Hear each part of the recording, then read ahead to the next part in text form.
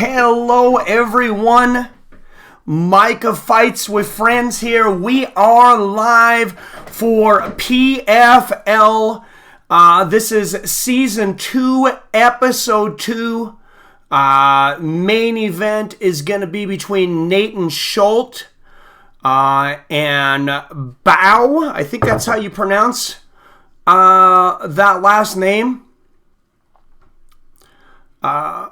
Bao Yincang. So what's going on, everybody?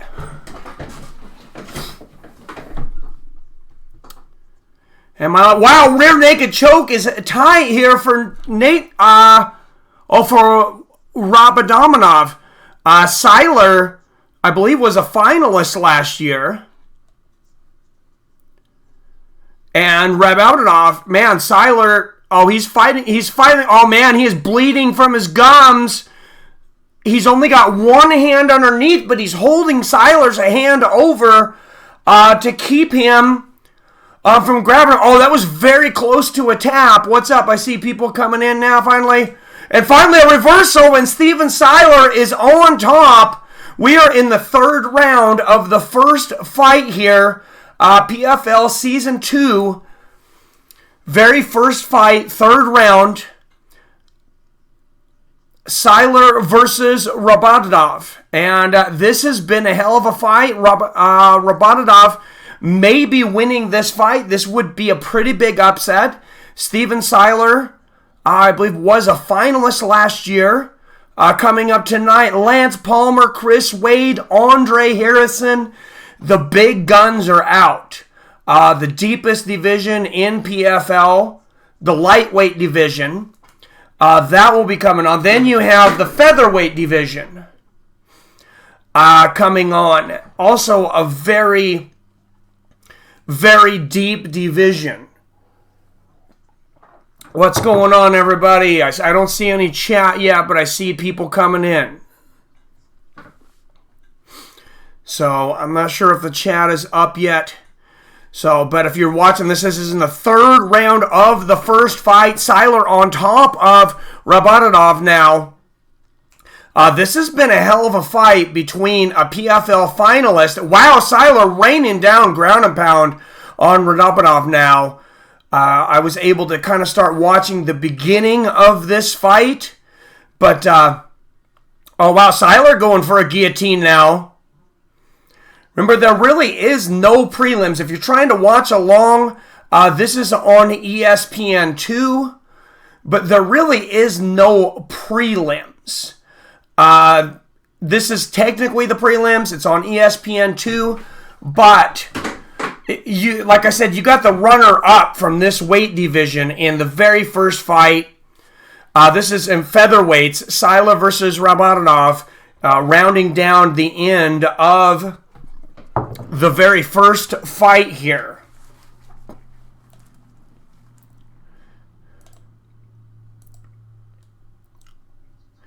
How's everybody doing tonight?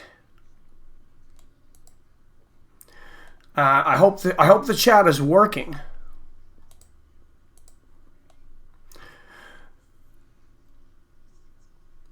Okay, it was a pretty close fight. I think Steven Seiler pulled out in the third round, but I didn't get to see the first round. I just seen the end of the highlights as I was hooking up. What's up? All right, we're on here. Chat check 1 2. What's up, STX Moto? Robert Kerrigan in the house, doing good, man. How are you doing? What's up, Pulse Reloaded? I've seen Pulse Reloaded in a little while, off and on. Thanks for coming in, man. Glad to see it. Yeah, this is this should be a crazy card. This is going to be a very good season, and now that they've got it taken under control, a lot of chaos this week. Not just in MMA though, but also in the PFL. You had heavyweight runner-up from last season. Was one of my favorite fighters, Cuddly Bear, Josh Copeland, pleading guilty to second-degree assault. Sticking to that New Year's diet still? I'm drinking. I'm gonna. Is beer on it? I don't remember. I am going to try some Budweiser with Jim Beam here. I've lost about 20 pounds though. I'm doing okay. I'm sweating it out. Thank you. I'm not gonna say I've been super disciplined, but howdy, Shore Bus. What's going on? All right. If you guys haven't tried this Budweiser with Jim Beam, I haven't tried it either. I just poured some. I'm going to try it now. Let you guys know how it is. It's pretty tasty. It's about as good as you could expect, I guess. It tastes like kind of like Jim Beam with a little bit of Budweiser mixed to it. It's not a bad flavor at all. It'd be a good meal beer though, with like a pink pork tenderloin. I'm thinking with roasted in some pico de gallo and peppers or something. What's up, PR? Jason in the house. What's going on, man? Andre Harrison fighting tonight. Chris Wade, Lance Palmer versus Alex Gilpin. Excuse me. You got the deepest division in PFL, in most divisions, the lightweight division, 155 coming off tonight, and the featherweights coming off tonight. What's up? So, how come the time keeps changing? Oh, for PFL? I don't know, man. And then, I went to a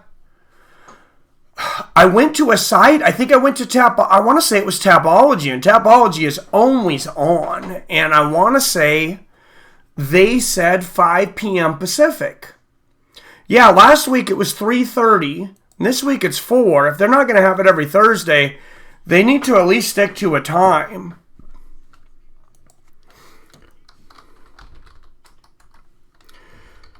But nonetheless, a great card. Like I said, this one on ESPN 2 is the prelims, and then the main card will be on ESPN Plus. If you integrate your ESPN 2 into your ESPN app, if you're watching it that way, you should be linked up with me. But I will try to remember to keep a time clock up here. I watched most of the first fight, Michael Pauly.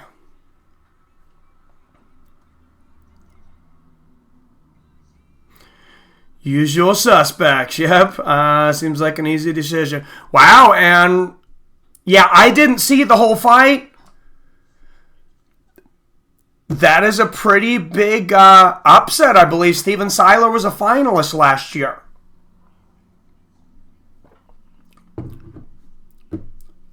Losing in the very first round, now with 0 points, and at risk of not even making the playoffs. Steven Siler, huge upset here in PFL Season 2, Episode 1. Rabanov seemed like the easy choice. Yeah, where's Comedic Genius? My PS4 controller broke last night. I can find myself smoking more pot because of it.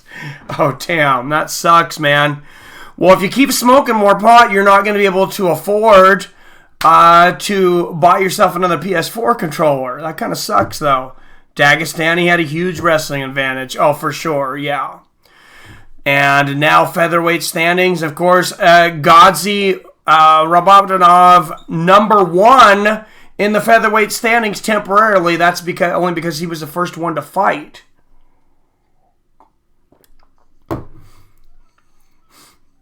And we have more featherweights coming up next. You have Kubalayev. He's been a very interesting fighter versus Jackson. Damon Jackson warming up in the back. Right now, if you're just coming in, Steven Siler has been upset by Godzi Rabanov. Last year's finalist. $200,000. If you go to the finals, excuse me, and you lose in the very final match, you can still get $200K. It's not just the $1 million prize. So that's pretty cool too. That's a huge payday. I mean, obviously $1 million is a huge payday for all these guys, but 200 grand, still a huge payday. Damon Jackson versus Kalibalov. Sorry, I'm having a hard time with that one. Got my new Game Informer Rex about the new Gen PlayStation, and it sounds like it's gonna... Yeah, I'm kind of pissed that they're already making a next-gen console. I barely got this generation, but whatever. I guess it's about the usual timing, about the usual suspect.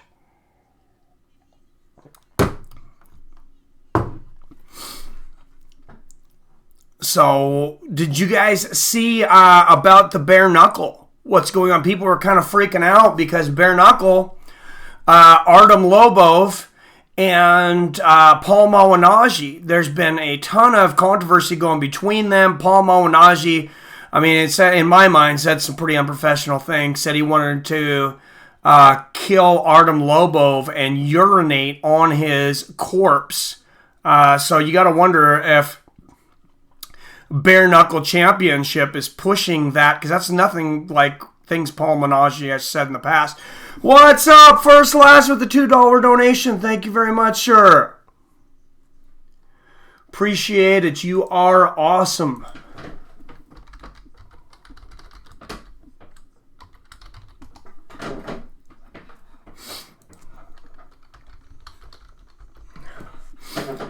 And I was just talking to Michael Pauly. I was telling him he has been killing it on my Twitter and Facebook for me. I mean, he's just been absolutely destroying it. Been on there all the time, so thank you very much, Michael Pauly, for that. And I was telling him I get up to a full-time... this gets up to a full-time gig. I'm going to have to hire him as my media manager. But thank you for the donation.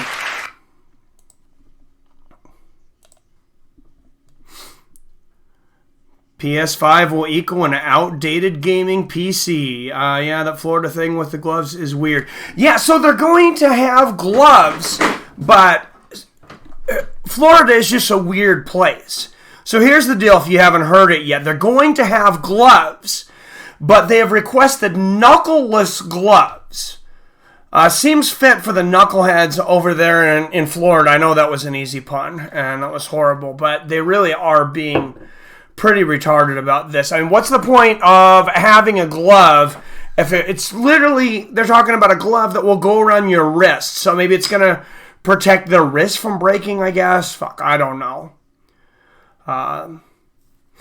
Yes, thank you. Didn't y'all know it was bare knuckle? Yep.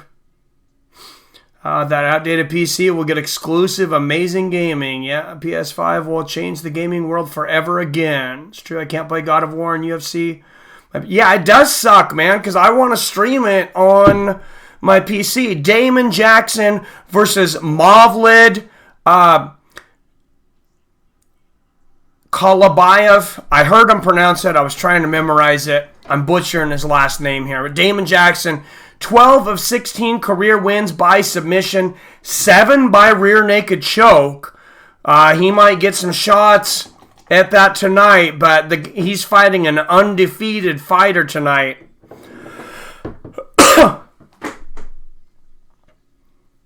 Movlid Kybalayev.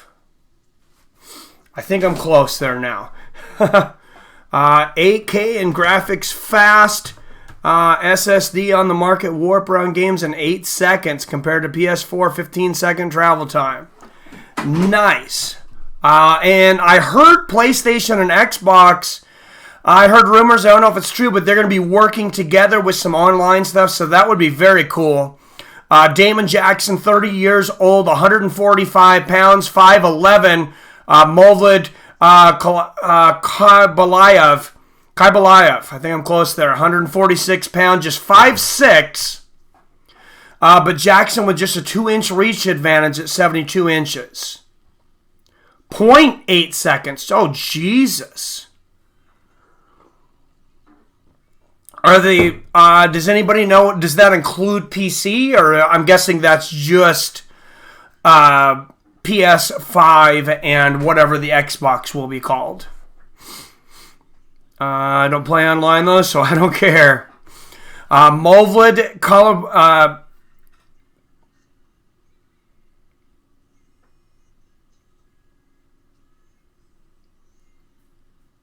And I don't feel so bad because the ring announcer just butchered his name worse than I did. So I know how to say it. I just can't make my lips to make the sound. Kai Belayev. I'm getting there. Damon Jackson. He is a slight underdog. 5 times odds has him at a plus 155. He has 3 knockouts, 12 submissions, 16-2-1. So out of his 16 wins, only 1 has went the distance. He has 7 rear naked chokes, but he's going against an undefeated fighter, like I said. I'm going to stash the PS5 bread to the side. $1,000. Jesus. Just bought Switch, my new favorite system right now. Young David really wants a Switch. So, and he's close to graduation, and he might actually be starting a YouTube channel soon. I'm going to keep in wraps on what the name is. Oh, flying knee for Kamalayev! And David Jackson is out! He is completely unconscious! 10 seconds into the first round, are you kidding me? Wow! What a statement! The undefeated Kai Belayev comes into PFL and takes less than 10 seconds. Damon Jackson, they're still trying to wake him up so he can figure out where he is. That is one of the greatest flying knees you will ever see. Let's watch the replay. He runs up. They're going to show the whole fight. Jackson throws a front kick. Kai Belayev runs forward and catches him right on the chin. His head snaps back. Wow, let's watching that from another angle. Hits right under the chin, snaps his head all the way back, and he was completely unconscious. Right on the button. That is one of the scariest knockouts you will ever see. My God. That was absolutely incredible. Anybody who's not watching that, look on YouTube. I'm sure PFL will have that up soon. Or if you have, go back and watch. You got to watch that replay. I'm sure it's going to be all over the internet. It was only a 10-second fight. But that was absolutely amazing. And that guy is going to be one to watch for that $1 million championship this year. He is undefeated. He is a violent man. And that was incredibly impressive. Bet there will be a PS5 shortage when it releases, and Scalper will sell for double the price. Well, Jason, if there is, I'll be one of those scalpers waiting in line to get myself a PS5 to sell it. So the idea about that is, I've done this in the past. So if it's $500, if I can get 2 of them for $1,000 and sell one for $1,000, then young David gets himself a PS5 for free. Got the replay on Twitter already. Jesus. All right, there you go. If you didn't get to see it, go on Twitter. 10-second knockout. Can't see a knockout. I'm not watching the fight. So PR, go to, is it on PFL's Twitter, Michael Pauly? Best Buy F me one time. I pre-ordered an Xbox 360 and didn't get one. That sucks. I believe you just used Best Buy. Damn. I got those mini NESs. All right. Oh, you already put it on yours. Damn. That was quick. That was very quick, Michael. Jesus.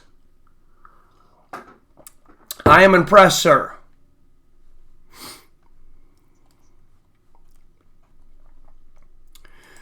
I guess. I do need to hire you as my media manager. Make sure and follow us over on Twitter. I am Michael Benedict at FightsWFriends. If you just type in at FightsWFriends, you're going to see the symbol, I think, and you'll find me right away. But we're doing a lot of stuff on there. Geez, did you live stream it? Hey, man, that was disgusting. That was insane, man. Yeah, that was nuts. Yeah, thank you, Michael Pauly. Keep doing that, man. That'll help us get some viewers and stuff, too. So, Movlid, Kybalayev, 6 points. 3 points for the win, 3 points for the knockout, and he's already one of the favorites to win this entire thing. Of course, you got Lance Palmer, the winner from last year, Andre Harrison, and Steven Seiler. Those guys were kind of, tied for what we expected to be the number 2 seed. But Kybalayev, I mean, this guy... Wow. I am extremely impressed. Well, that was definitely... I did not expect that at all. So let's watch as they're showing that replay again. If you're watching, you see Kybalayev, he's trying to time him. He's looking. He throws that front kick. Barely misses the chin of Kybalayev.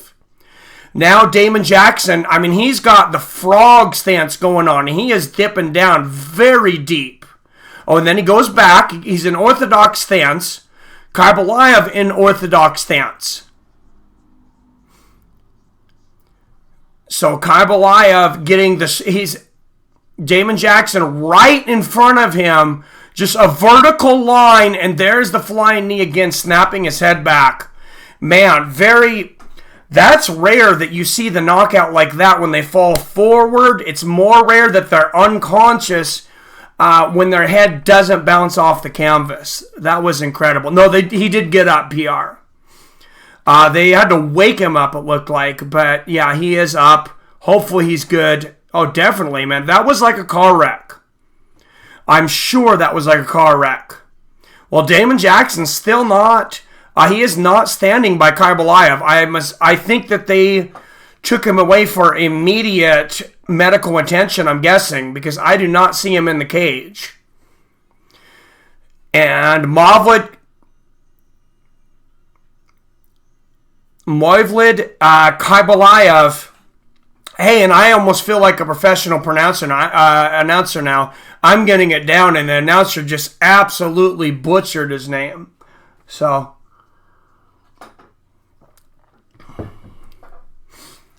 Damn, no, he's not still down. But yeah, that was absolutely crazy. Remember, Vinny Magalhães is back this year.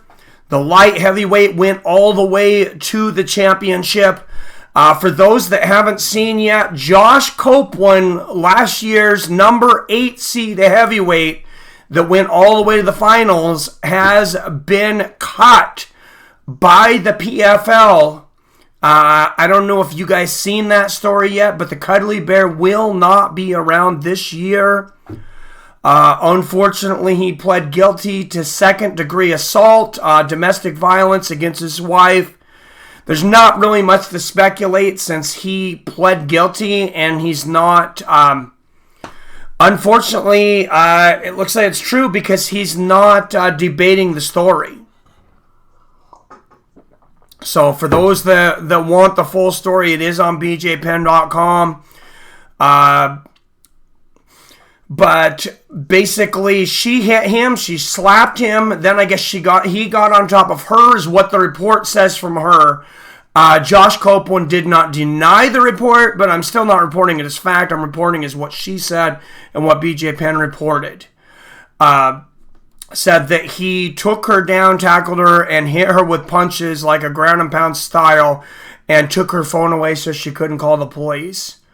Horrible thing for the Copeland family, and thoughts and prayers are with them. That's not what we want to see out of this sport, obviously. Favorite thing to watch, a cocky fighter getting knocked out. There's nothing quite like it. Oh, absolutely. That's why we all loved that Michael Bisping versus Dan Henderson fight. I mean, I watched that I don't know how many freaking times. BJ Penn reporting TV.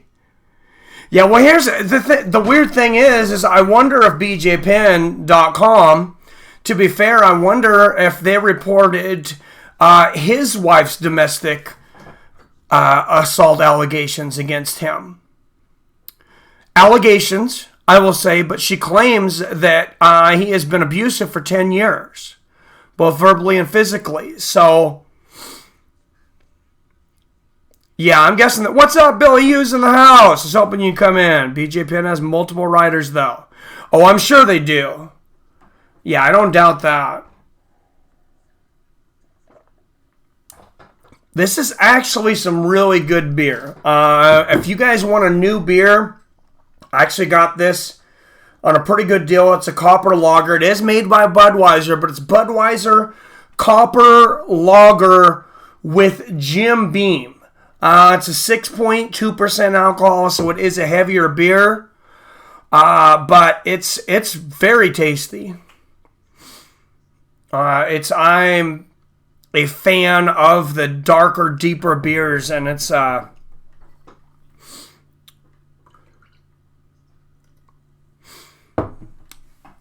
very good. Just like a tinge, not like you would think. Not like you, when I first seen that it was coming out, I thought, that sounds kind of horrible. And my question is, they say beer before liquor, never been sicker. Liquor before beer, you're in the clear. Well, liquor and beer together, I guess we're going to find out. Beer and liquor together, you get through the weather? I don't know. I don't have a good term for that one, but who watched ESPN PFL 2019 fighter lineup last night? Goes behind the scenes. I didn't even know they had it, Robert Kerrigan. I'm going to have to check that out. PFL President Cepho, as he picks fight matchups this season and talks fighter bio and highlights. Oh, that is awesome. I'm glad they did that. It looks like ESPN is going to do a lot more of this behind-the-scenes stuff. And it also looks like,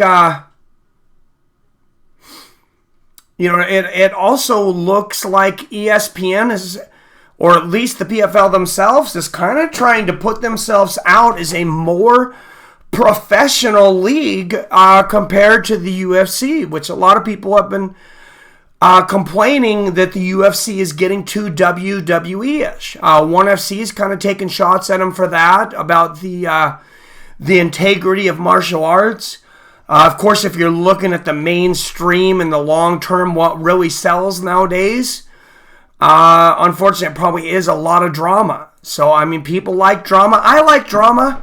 My favorite season of Ultimate Fighter, probably at least for the coaches, was without a doubt, as far as the coach, was Rashad Evans and Quentin Rampage Jackson. Because those guys really went at each other. And the next one's got to be Dan Henderson and Michael Bisping. When they really go at each other and you really think, these guys really want to knock each other out, it really makes you want to watch that much more. But that begs the question in bare knuckle boxing right now. Paul Malignaggi recently said he wants to kill Artem Lobov in the ring, or the cage, or whatever it is, and urinate on his corpse. That does not turn me on as a fight fan. Hopefully it doesn't turn anybody on, literally. But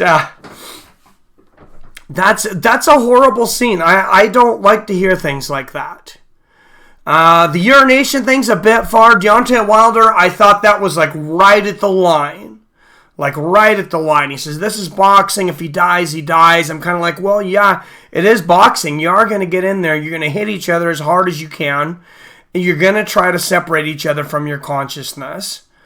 I'm not sure why you would talk about urinating on someone after the fight. That seems very immature, to say the least.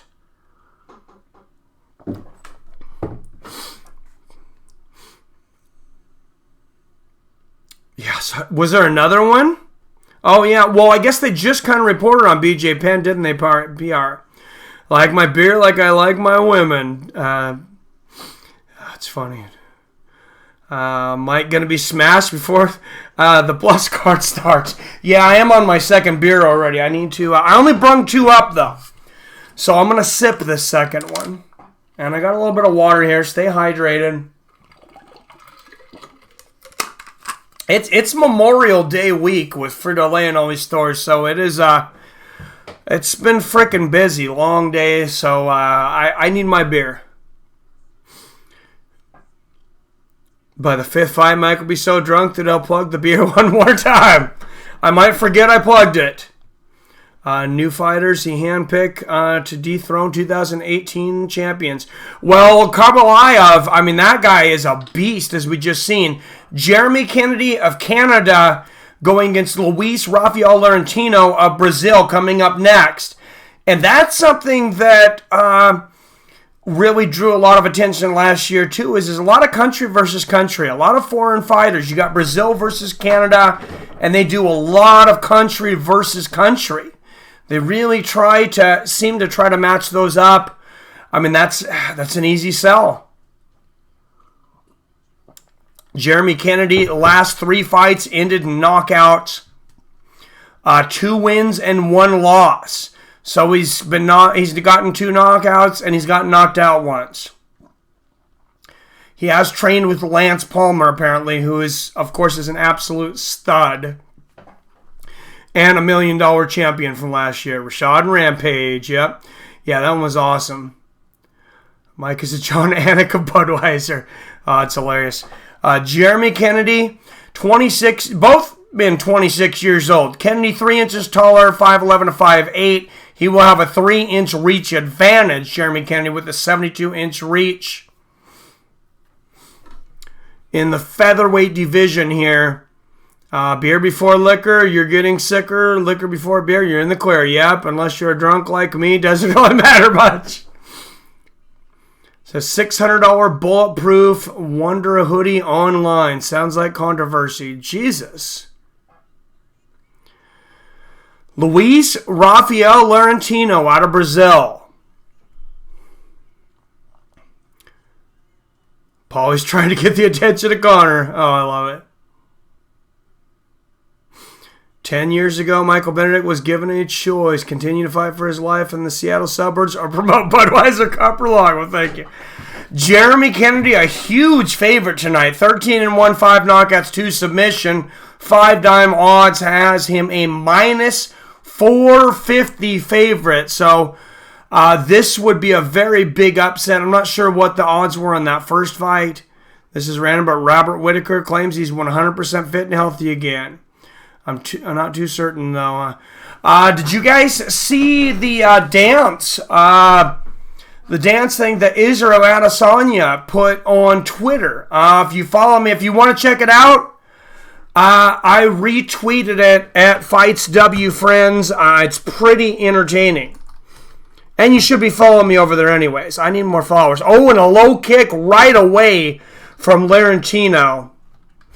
Remember, it's Fights W Friends over there on Twitter. We also have a Facebook group going now. Is he for sure? Yeah, he can.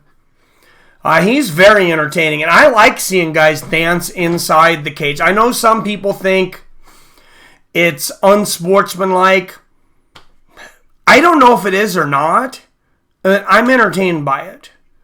So judge me if you will. But, I mean, I was a huge fan of Roy Jones Jr. I thought, Roy Jones Jr. and Mike Tyson were probably the most athletic fighters maybe to ever enter in the cage as far as just things they could do with their pure athleticism.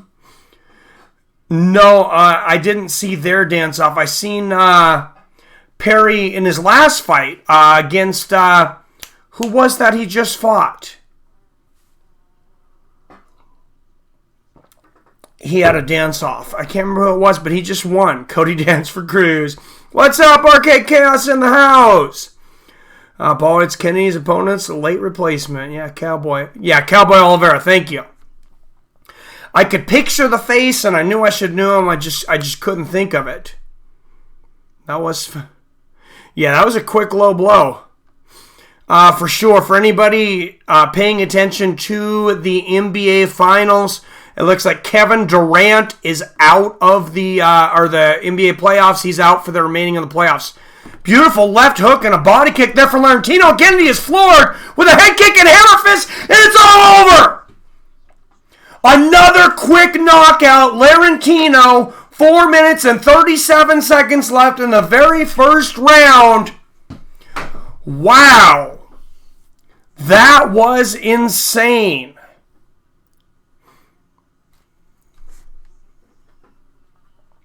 Wow, that was incredible. I am highly impressed.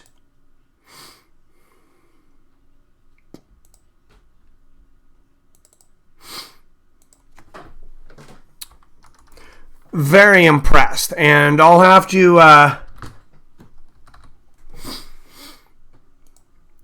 get the time clock up here now for this next one. I forgot about it, so we'll be synced up. Hopefully we were pretty close to synced up before, but wow. What a crazy replay here. Oh, and he's trying to get the referee in an armbar. He almost has him in an armbar. He's so out of it. Head kick on the chin. Kennedy almost had Yves Lavigne in an armbar. So Yves Lavigne is on top of him. Yeah. He starts to scissor him. There it is. Oh, it was shin to chin. Right on the right side of the chin. He might have caught part of the temple also. Wow, what an incredible high kick. And then a hammer fist afterwards. Yves Lavigne on top of him. And yeah, he's going for an armbar on Yves Lavigne. That was crazy.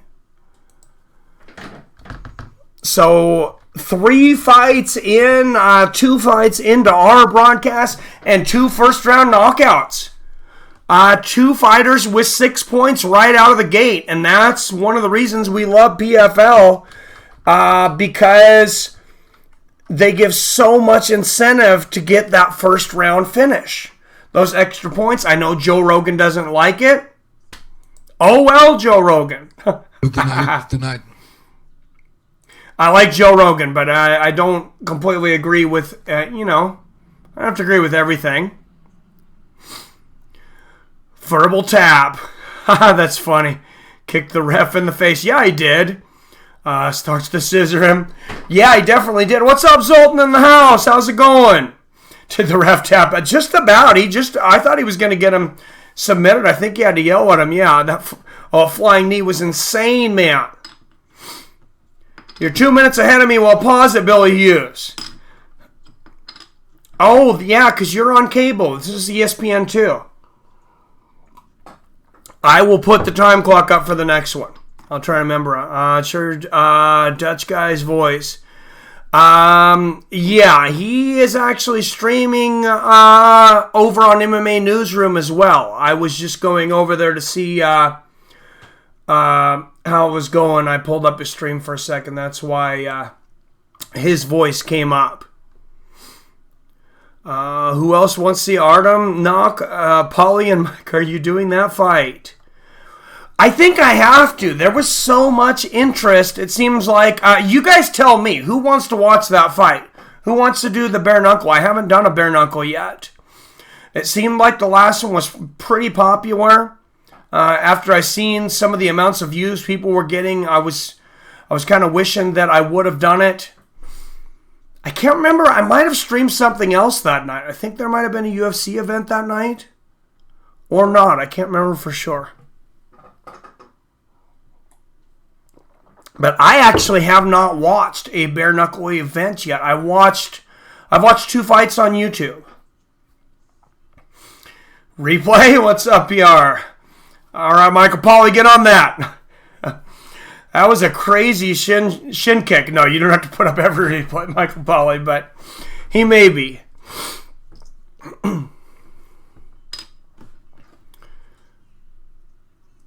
So 23 seconds of the first round is the official time, 6 points in the featherweight division. Luis Rafael Laurentino, 23 seconds, another 6 points in the featherweight division. You are the man, Michael Pauly. I was wondering, where's Duchess?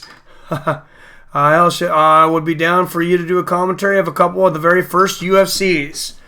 I was thinking Arcade Chaos. Here's the idea. So join me over on Facebook. Let me get the link up real quick. It's easier to do on my phone. I will get the link up to my Facebook link if you haven't joined it yet. I know a lot of you have already. It's growing extremely quickly, so thank you very much. Thank you. A lot of that thank you to Michael Pauly, my unofficial media manager. Everybody should thank Michael Pauly and Fights of Friends. He has been helping us grow on Facebook and Twitter.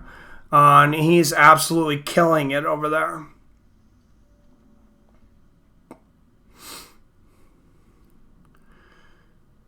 All right, I'm going to share the link right now. Training from American Top Team.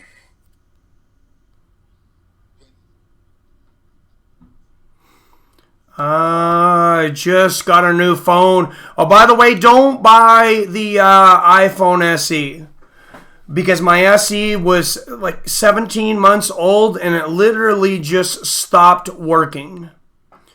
Not too happy about that. So I had to go out and I had to get a new phone.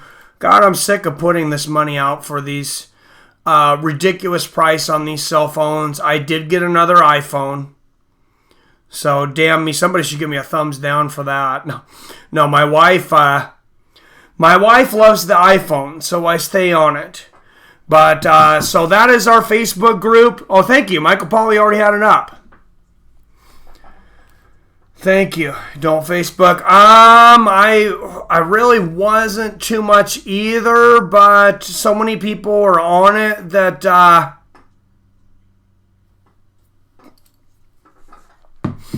I had to get on it. I'm on Twitter and Facebook.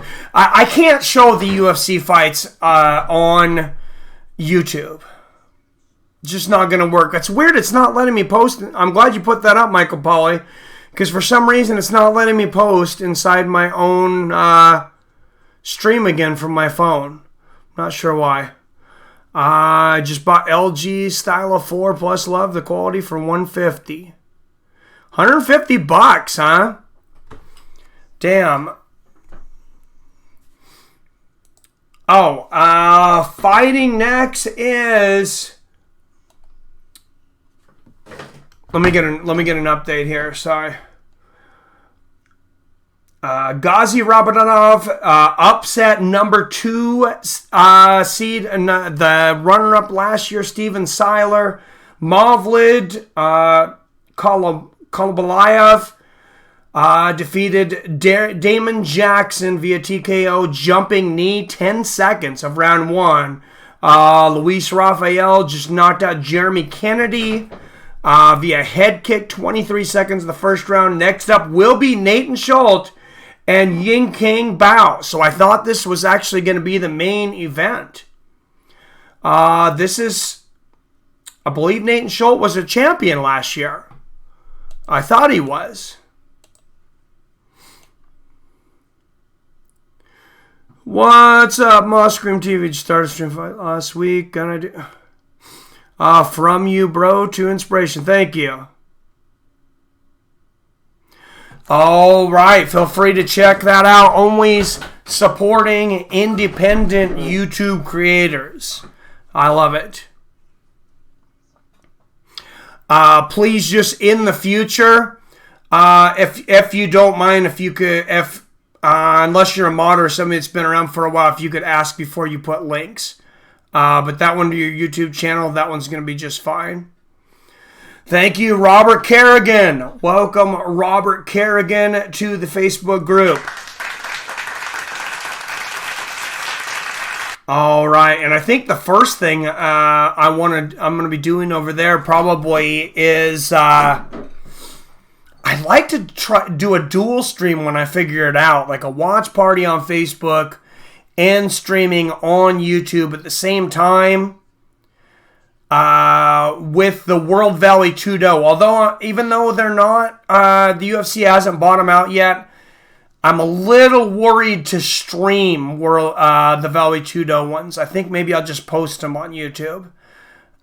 Because if you get any copyright strikes, even a false positive, it's a 90-day suspension on your streaming. And if it is a false positive, and when you go to challenge it, it takes like 3 weeks. So essentially, you're suspended for like 25 days, even if you didn't screw up. I got Nate 7 for 800. It's been the best phone since. Oh, Note 7. I'm sorry, 800. Damn, that is expensive. But yeah, that's what the iPhones cost now, though, and a lot of these phones. These are the ones that supposedly had battery problems. I got lucky, I suppose. Nice. Going back to Nokia brick phone that only makes calls and plays Snake. I was very close to doing that, Billy Hughes. The only reason I got an iPhone 7, they had a little better deal on it. Well, for one thing, sometimes I make car videos and different things. I want to have the ability to make videos if I'm not at the computer. If I go on vacation, whatever. And then for work, I need to be able to receive pictures for different schematics and different things like that. Although they've been supposed to get me an iPhone for work, a work phone, and I don't really want one, to be honest. So that's kind of the other reason I made sure to hurry up and get a smartphone right away, because if they give me a work phone, then they can track me. So I want the crowd to clap every time I insult someone. Oh, Jesus. Did I say pulse positive? I don't think so. Best phone I ever had was my Motorola Razr Thin Gorilla Glass. Every phone since then has been crap, and I would still have that phone if it didn't disappear. Damn. Is there even another fight on ESPN? I'm not sure. It's only 5:16, I would imagine, but I'm not positive. Henzo Gracie on screen sitting next to Mini-Me. Oh, is Henzo Gracie in the crowd? That's smart to give that guy a ticket. There he is, yeah.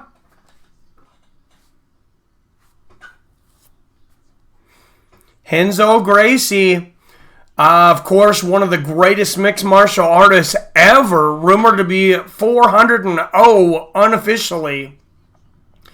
Natan Schulte versus Bao Yincang. This fight will definitely be on ESPN too, Billy. This is coming up right now. In the lightweight division. The future phones will have apps that will allow it to create the babies on command. Yeah, you're telling me, man. Reigning PFL lightweight champion Natan Schulte. Reigning PFL lightweight champion, youngest PFL champ at 27. Of course, they've only had one season, so it's not saying a whole lot, but yeah, Henzo's a beast, man. What's up, Third Eye Trader? How's it going? I did say it? Oh, really? Oh, that's hilarious. All right, guys. I may have picked a little too strong a beer. I haven't been drinking too much recently, but if I make a fool of myself, enjoy it while it lasts.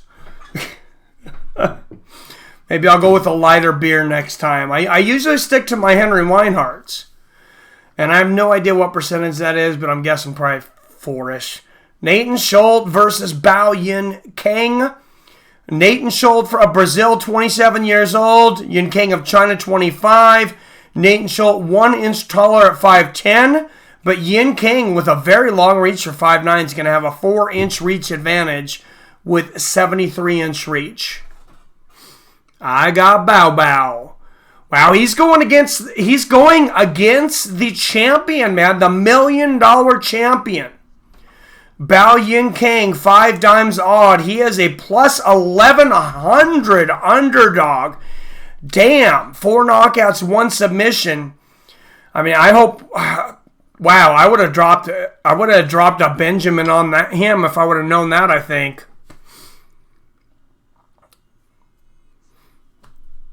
Stay tuned, folks. Come up later. Young David, grab me the PFL. Hey, 2 beer limit tonight. Natan Schulte, a minus 2,000 favorite.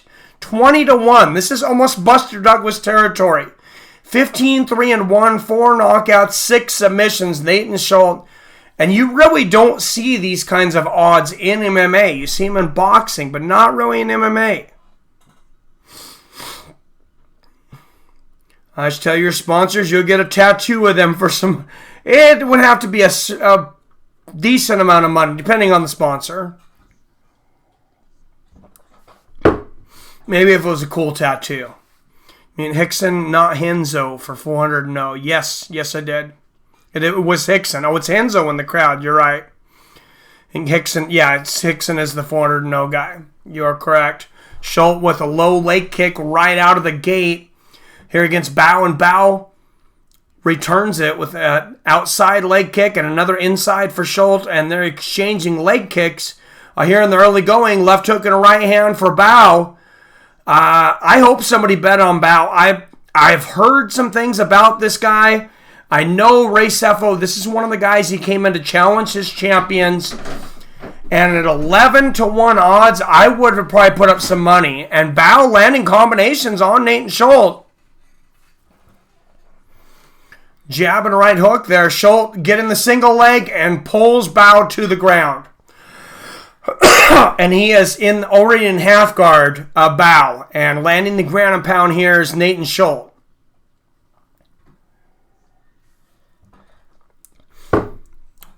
Remember, a stoppage here would be 6 points for the playoffs. A first round stoppage. We've already seen 2 of them.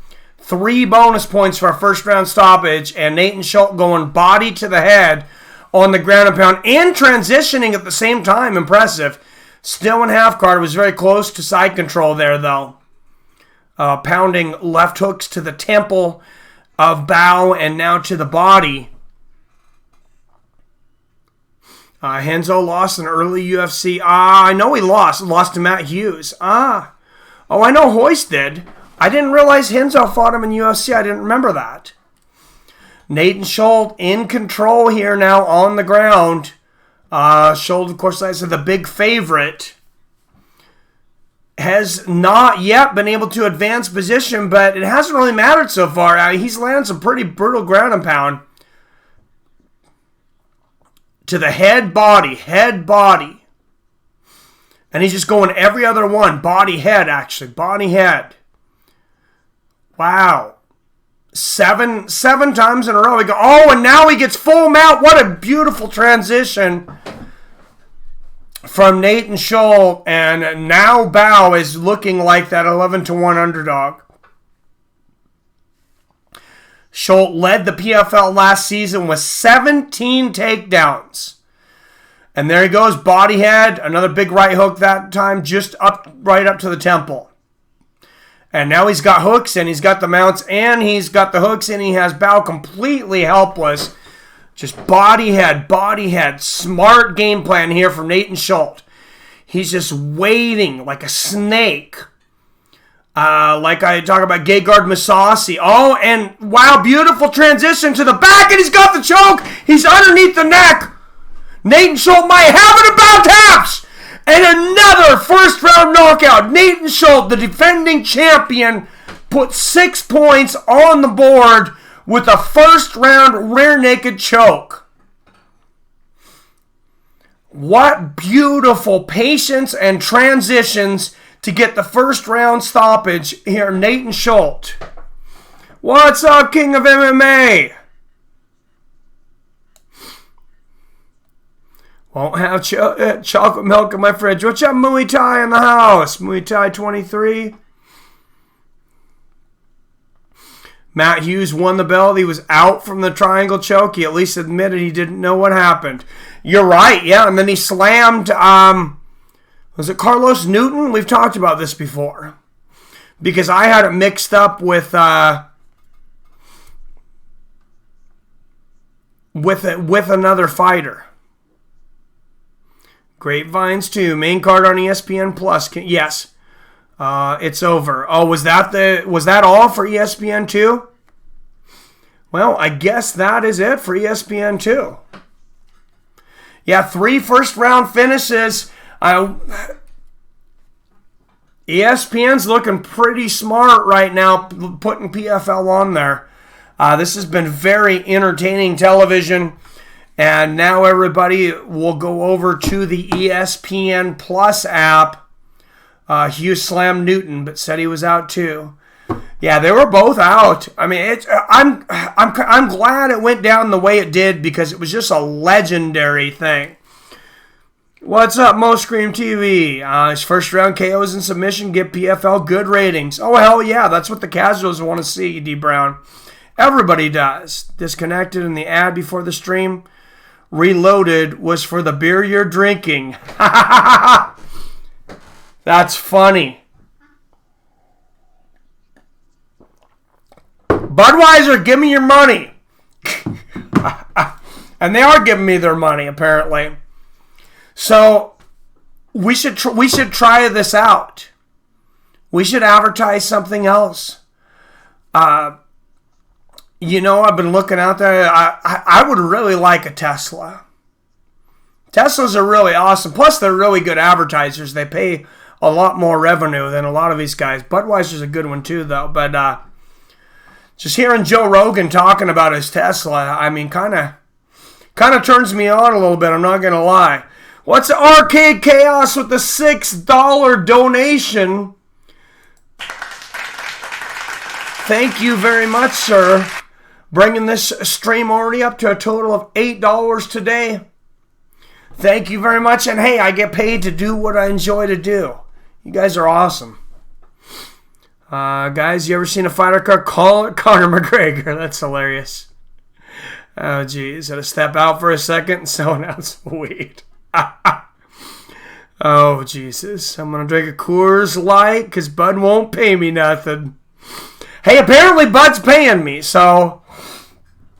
But I will tell you, I'm on my second beer. I'm glad I only brung 2 up. Young David's not here to grab me another beer. But this is some strong-ass beer, guys. You can see it's a nice dark color. But I will tell you, I'm not generally a big Budweiser fan. I really like a lot of like darker IPAs and fuller beers. It's more like a meal beer, and I'm very impressed. I could sit here and drink a 6-pack of this easy, but I might not make it to work tomorrow. PFL is on ESPN 2 for 33 more minutes. Thank you. Oh, yep, Rashid Magomedov coming up against Loic Radzhabov. Guinean whiskeys. I never really liked Guinness back in the day, but I haven't tried it for a very long time. And it seems like as you get older, like when you hit your 30s, early 30s, that's when I started to get more of an appreciation for darker beers. I mean, this is damn good. I mean, this is a meal. And I mean, I guess Budweiser did pay me, but I didn't know they were paying me. But I got to tell you, go out and buy. The only reason I bought this, it honestly is because I was like, I didn't know if I wanted to try it. It was on sale at the convenience store by my house for $5.99. I'm really glad I did. I will go back and grab probably several more 6-packs if it's still that price. Hey, and Arcade Chaos donated $6, so this bud's on you, Arcade Chaos. Thank you, sir. At featherweight, Andre Harrison will be taking on Peter Pettis. Chris Wade taking on Nate Andrews. At lightweight, Lance Palmer The featherweight champion will be taking on Alex Gilpin. All those later on ESPN Plus and more. Heineken and Bra are good too, Chaos. I'm a Heineken fan for sure.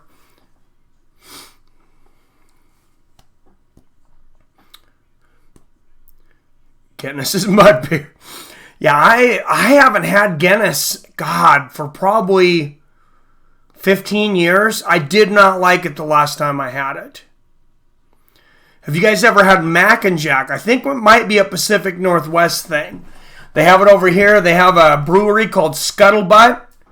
If you've seen Scuttlebutt beer, that's out of Everett, Washington. The brewery's about between 5 and 10 miles from my house. And they make some very good beer.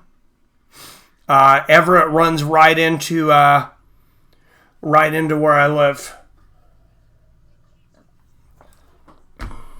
I like mud beer on. What's up, Edward Chaos in the house? How are you, my friend? I hope you are watching those first round knockouts. If you haven't, Michael Pauly's been uploading them to his Twitter. Go and throw your Twitter out there, Michael Pauly. Make sure and follow him over there and follow Fights with Friends so we can all interact at FightsW on Twitter. I share a lot of videos there and different things, comments. Rashid Magomedov, 35 years old, 5'9", Loic Rabzadov out of Tajikistan. Russia against Tajikistan. 28 years old is Radzhabov. Magomedov is going to have a 3-inch reach advantage. An inch taller, 3-inch reach advantage at 71 inches. Thank you, Michael Pauly. You think of Stella. I like Stella. Stella's a good beer. What's up, Zoltan? Every time I eat nuts from now on, I will do a Pomo nausea brush. Oh, it's hilarious.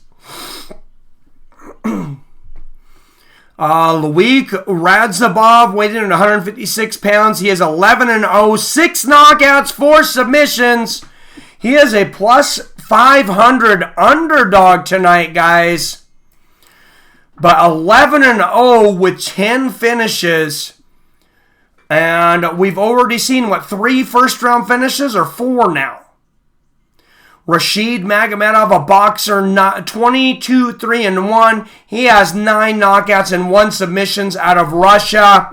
He is a minus 800 favorite. Gross beer. I've never tried that one. I've looked at it quite a bit. I should try it, Kerrigan. Can't wait for Artem Pauly fight. That might easily sell between 100 and 150,000 pay-per-views. And honestly, I think that bare knuckle fight is going to outdo a lot of the first UFCs on ESPN. The UFC pay-per-views on ESPN are not doing well at all, and bare knuckles have price. Magomedov versus Radzhabov. Here we go, first round. Radzhabov in the red, Magomedov in the black. Of course, Magomedov went deep into the tournament last year. Radzhabov lands a left hook right out of the gate. Low leg kick for Magomedov. Side kick to the body for Magomedov. And first round finishes has been the flavor tonight. Big left hook for Radzhabov and a low leg kick for Radzhabov. I forgot to put the time clock up again. I'm sorry, guys. What's up, Greg Brimstone? Where can I watch this fight? This is on ESPN2. After that, it moves to ESPN Plus. Yes, Magomedov. Nice jabs there. Radzhabov, good boxing so far, though. In the exchange hooks, Radzhabov landed some hard shots here. Nice body kick there for Magomedov. If you're looking to sync up, I'm at 4 minutes right now. And a body kick for Magomedov, but Radzhabov goes for the takedown. He's got Magomedov's back, but from standing, this would be a huge upset. Well, I said this is like a 5-1. Radzhabov versus Magomedov. Oh, and great throw by Radzhabov, but Magomedov counters it, and they're back up to standing in the middle of the cage, and a beautiful left hook from Magomedov to the body and a left hook upstairs. Great first minute and a half of round one here at PFL. Oh, big right hook from Radzhabov and a right uppercut lands. He's throwing some power shots. Magomedov lands a straight right and a right uppercut from Radzhabov. Big right uppercuts. And big right hook to the body from Magomedov. And both these guys are really going for that first round finish. Oh, big left hook from Radzhabov, but he gets rocked by a counter right from Magomedov. He throws the short counter punch. Right uppercut from Radzhabov after being temporarily floored, and Magomedov misses a jumping left hook. Radzhabov comes back and lands a right hook. What a back and forth first round. Big left hook from Radzhabov. Radzhabov another left hook. It looks like he's going to shoot for a takedown. Possibly clinches. Knees to the body there from Radzhabov. Magomedov, an excellent wrestler as we seen last season. Radzhabov is the first PFL fighter from Tajikistan. And this is the first time I've ever heard of Tajikistan, so he may be the first professional MMA fighter in the U.S. Oh, knee from Magomedov and combination back from Radzhabov. Body kick from Magomedov. And I think Radzhabov is winning this first round. Magomedov shoots for the takedown deep, and Radzhabov, great job popping right up. Great takedown defense. What's up, Muay Thai 23? You got to be around a little while, but you can definitely get one. Greg Brimstone, big fan of dark beers like Guinness, but real skunky beers like Roush and Heineken. I can't do it. Oh, and speaking of that, Greg Brimstone, that's a wrench I've been meaning to throw out there. There you go, sir. He's been around for quite some time. Nice combination up top from Radzhabov, and a body kick from Magomedov, and a front body kick. Inside body kick. I guess really. Nice right hook there from Radzhabov.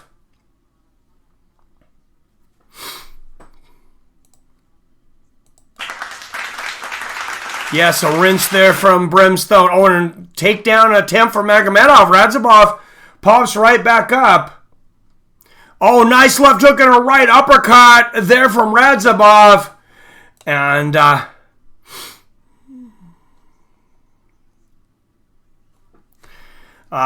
nice exchange of jabs there in the center of the cage. Nice left hook there from Radzhabov. Oh, another beautiful hook from Radzhabov and a body kick from Magomedov. Very active first round for both men. Combination of the body and the head with the hands from Radzhabov. He has some dangerous hands in this first round. Oh, it's a big right hook and a left hook. Radzhabov trying to end this in the first round. Left hook to the body for the favorite Magomedov. Last seconds clicking down here for round one. So neither fighter will get 6 points, but definitely could get 5. Oh, not sure. Hey, thanks for being around. You've been around for a while. They're definitely trading leather. And Muay Thai 23, you definitely could get that in the future. Stick around for a little while. Yeah, that was a great first round. I gave it to the underdog there.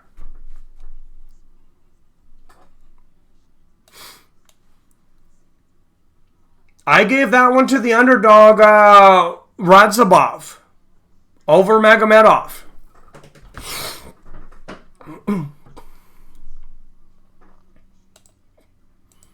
Could have went either way. Definitely a very close round, but I thought Radzhabov did enough on the feet to win this. Yeah, I did too. Never going to be a modified.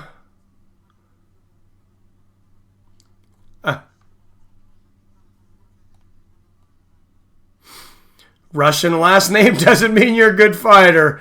That is for sure. Give the underdog 2. Nice. I'll fight any... Oh, Jesus. All right, Magomedov versus Radzhabov.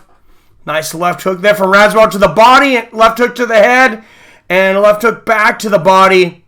Low leg kick there from Radzhabov.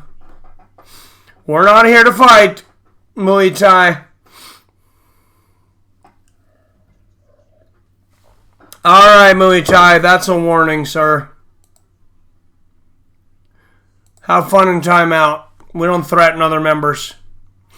Nice low leg kick there from Radzhabov. Nice right hook there from Magomedov and a left hook to the body from Radzhabov.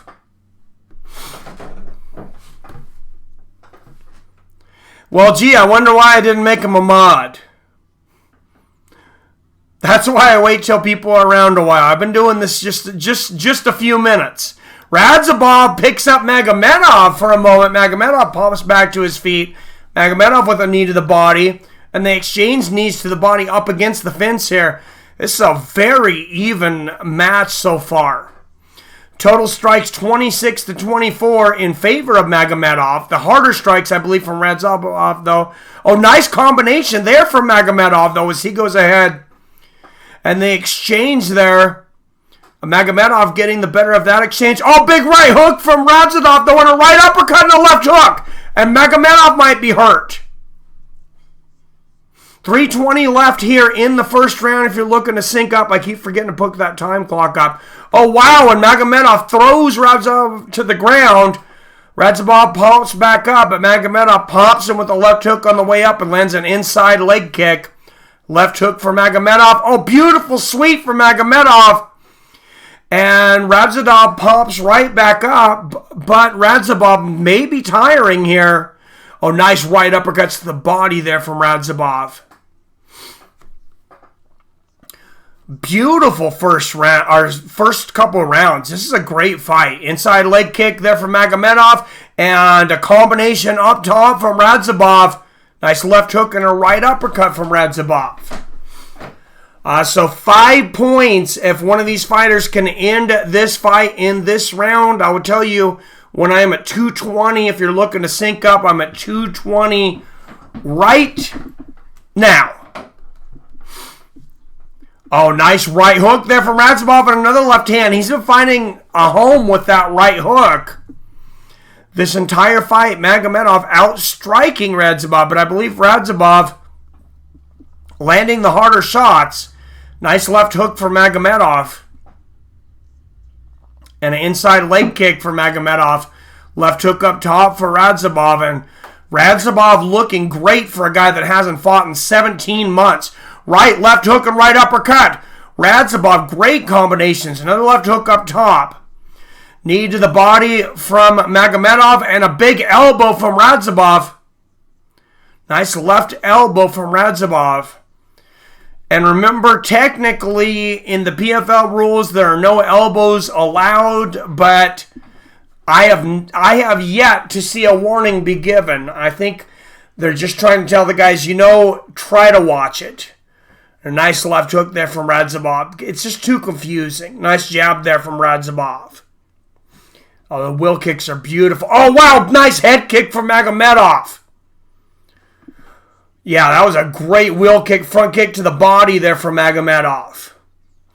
You're looking to sync up at 1 minute, and I'm at 55 seconds right now. Big right hand there from Radzhabov. What a great round.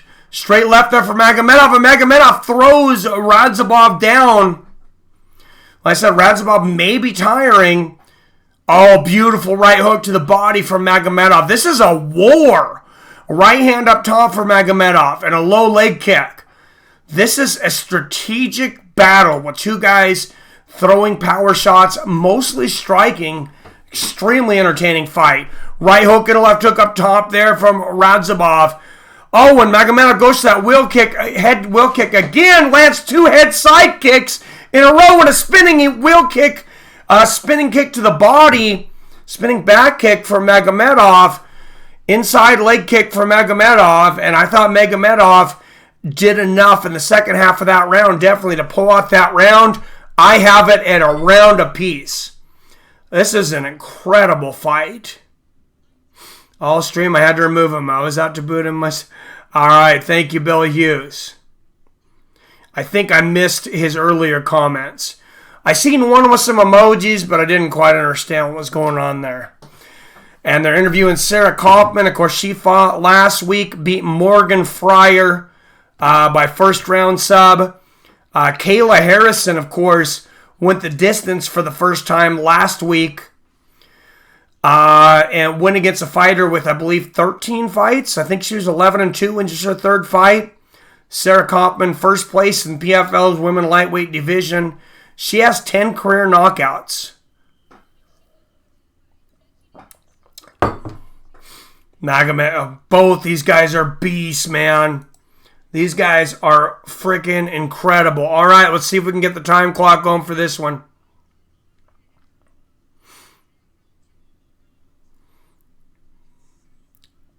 As they ring the bell.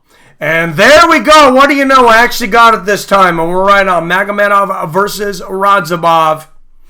Oh, nice left hook and a right hand there from Radzhabov. Another left hook.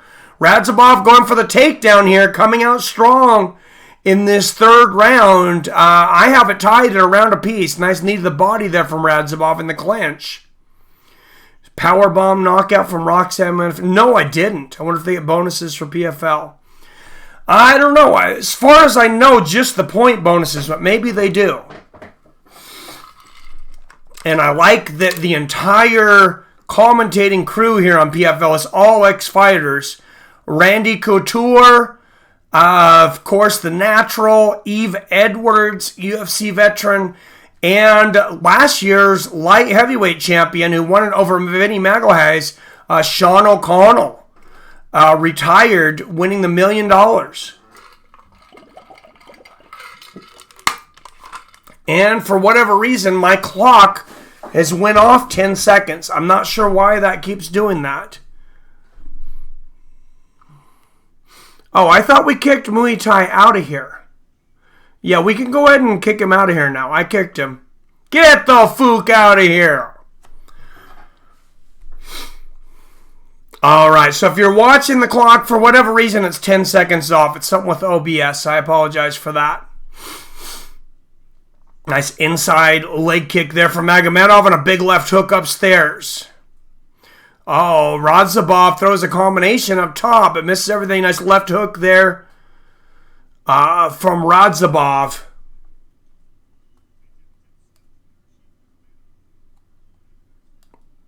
Huh. Good kick. Soccer kicks are back. Testahone. And Magomedov going for the takedown here. This has been such an evenly matched fight. Ray Cephos just done such a great job. I can't compliment him enough. And he is good friends with one of my friends, Ian Brewster. I'm going to have to reach out with him. I should have reached out to him before PFL got big to get Ray Cepho on the show. Nice left hook there from Magomedov and a left uppercut from Radzhabov. And they exchange power shots, front head kick there from Magomedov. And Radzhabov really bringing out... Oh, nice spinning kick to the body there from Radzhabov. And a front kick to the body from Magomedov and a head kick. Radzhabov really bringing the striking out of Magomedov. We've seen a lot of wrestling from him last season. Oh, and a big left hook up top from Radzhabov. Knee to the body from Magomedov. Radzhabov going to try to clinch here. Like I said, and Magomedov goes, or Radzhabov, goes for Nagoshi, a judo throw there. Magomedov counters it and pops right back up, though. Nice left hook there from Magomedov. This is a very close third round. Straight right lands from Magomedov. I have Magomedov up right now, though. Like I said, for whatever reason, my clock is off 10 seconds, so I apologize. We're actually 10 seconds ahead of that.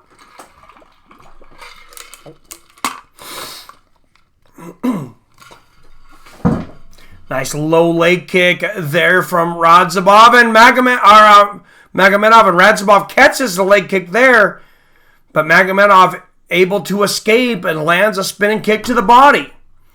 Magomedov having another great round here. After I thought Radzhabov won the second round, Magomedov won the first round. Magomedov won the second. I believe he's winning this round. Side kick to the head from Magomedov, left hook upstairs, and a right hook from Radzhabov. Jab to the body and a low inside leg kick for Magomedov. Oh, great feint from Magomedov. Feints the jab and lands the body kick. 30 seconds left in this round. Magomedov shoots. He gets the takedown. And Radzhabov had a handful of feints there. And Magomedov, he's got an arm triangle on here. Oh, I thought he might get an arm triangle. He was going for it. He's not going to get it, it looks like now. With just 10 seconds left in this fight. Magomedov winning on strikes. My stream is laggy. Can't tell. Oh, that sucks. There it is. All right. And I think that's got to be a win for Rashid Magomedov. Oh, so guys, I remember now what it is. Because I just looked on OBS. So my clock is right. It is not lagged. What it is I'm watching the stream. The stream itself is lagged. So just make sure and hit F5 so you're updated with me. And the clock should be perfectly on. Tricky Pitbull needs to fight Super Fight versus UFC champion. You really think he would do that well? As good as Michael Chandler has been for Bellator, I think Bellator has been equally good for Michael Chandler. And I love Michael Chandler. I am a big fan, but I believe he's a little overrated, to be honest. I really do.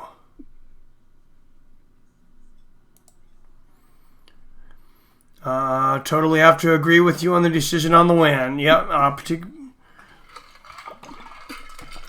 Now, I would like to see some cross-promotion between Bellator and UFC. Remember, the only time UFC ever did a cross-promotion was with Pride, though. And after Chuck Liddell lost in Pride, UFC ended up coming back and buying Pride. So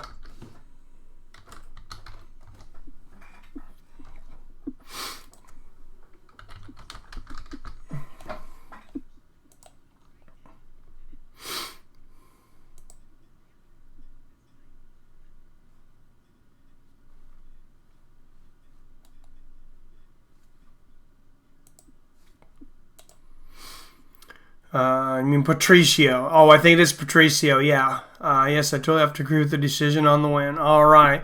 Well, we'll get the official decision here in a minute.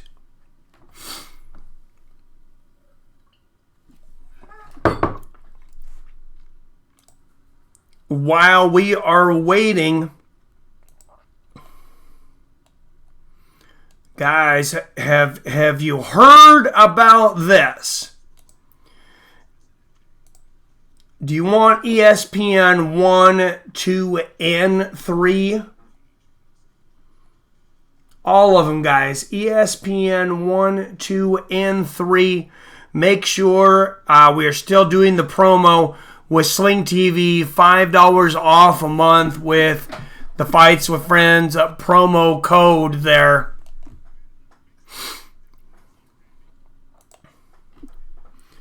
Sling TV has AMC, got a lot of great channels on there.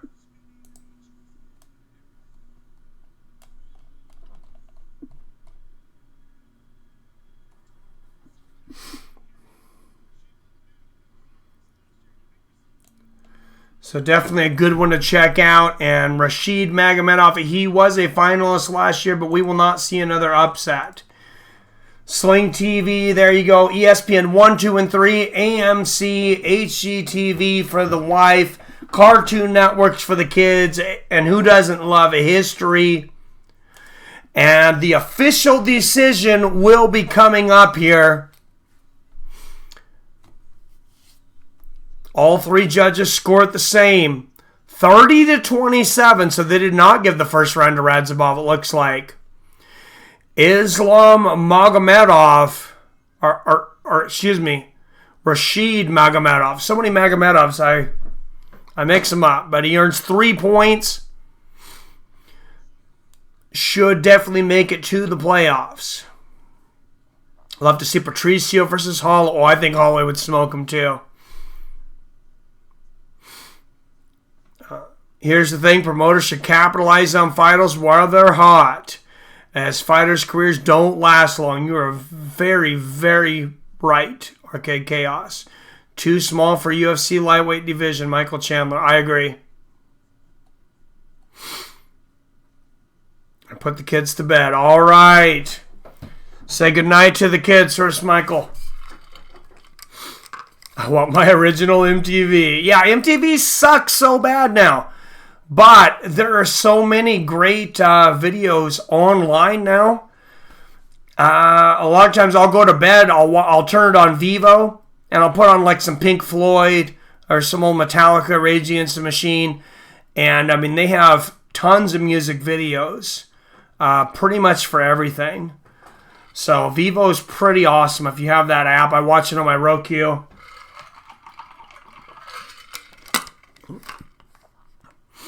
Also, of course, all that stuff's on YouTube. Most of it anyways. Vivo is just a lot better quality. MTV went downhill when they told Tom Green. Oh, Jesus. I loved Tom Green back in the day. I thought he was hilarious.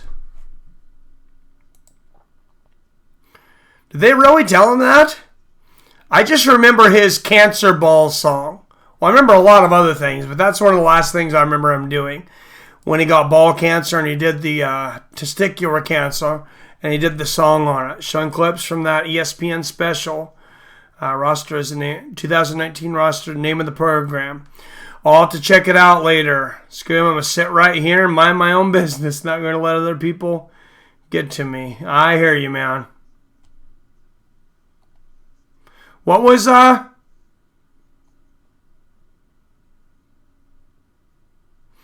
was somebody saying something to Arcade Chaos?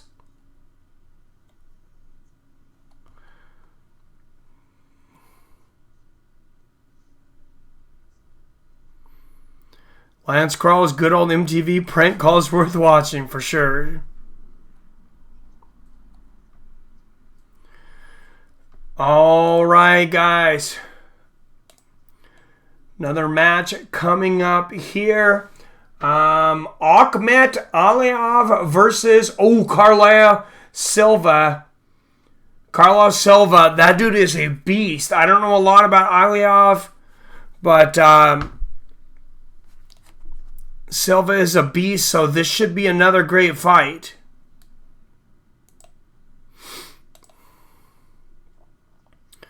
Don't know what conspiracy theory you want to think up for. Oh.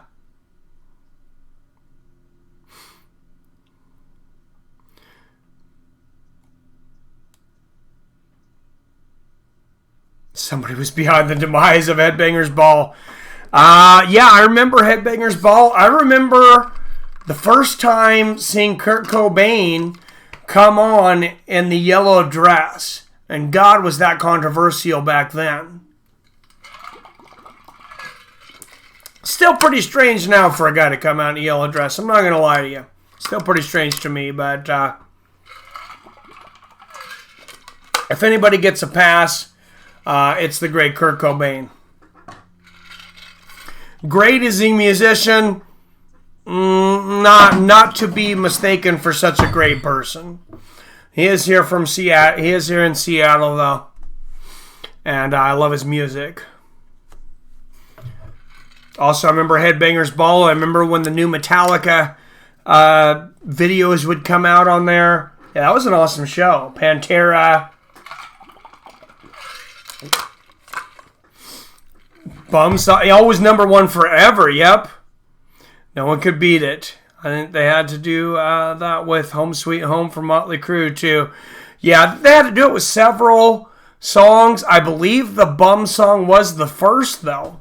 And I believe they did that just so they could get it off of the show because people wouldn't stop voting for it. Yeah, Tom Green's an absolutely hilarious dude. I said 2 wrestlers coming in here, so we might end up with a striking match. Ahmed Aliyev versus Carlau Silva coming up here. And I think this is going to switch over to ESPN Plus. So if you've been watching on ESPN2, we're going to switch over to ESPN Plus now.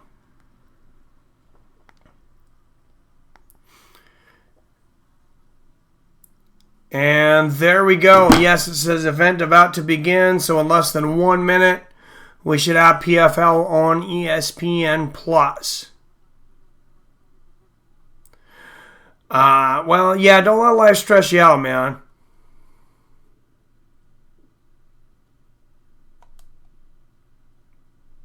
Who's messing with the Arcade Chaos?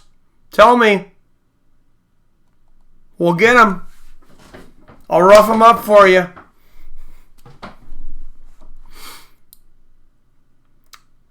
I will rough them up for you, for sure.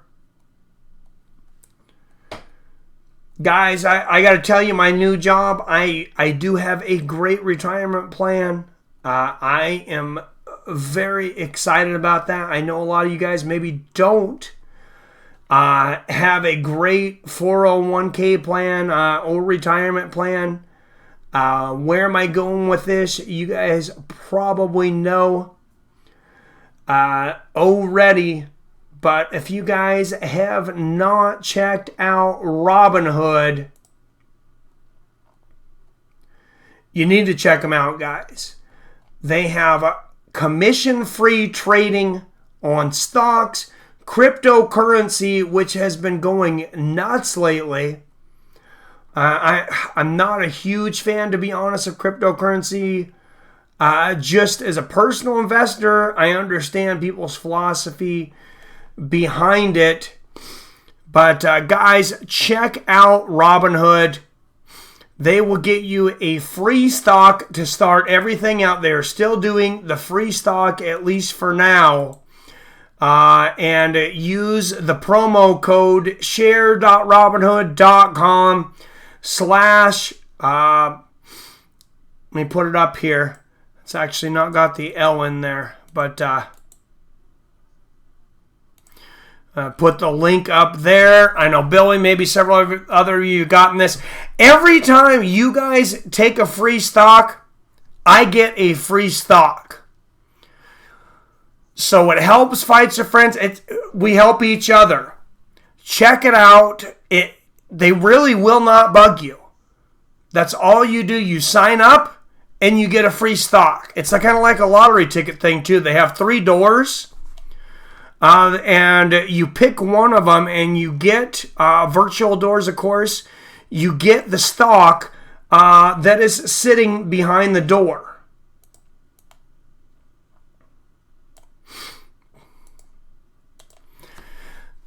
So I said you can also buy ETFs over there. Anything. I mean, they will take care of all of your retirement needs. And now Robinhood has to the second trading. If you get Robinhood Premium, it's only $5 a month. Guys, on E-Trade, I was paying $10 a trade for to-the-minute trading on my IRA. I unfortunately, I never invested much of what I can get out now, but I invest for the future for my retirement, so it's an IRA, so I can't touch it now, but you know, when I'm old and crippled, at least hopefully I won't starve to death.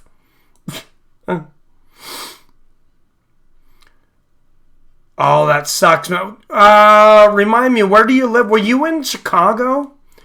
I love it. Kurt Cobain said, I thought this was a ball. Yes, he did. All right. Lance Palmer, last year's champion, coming up on the main card here. Also, Andre Harrison, probably the number 2 seed.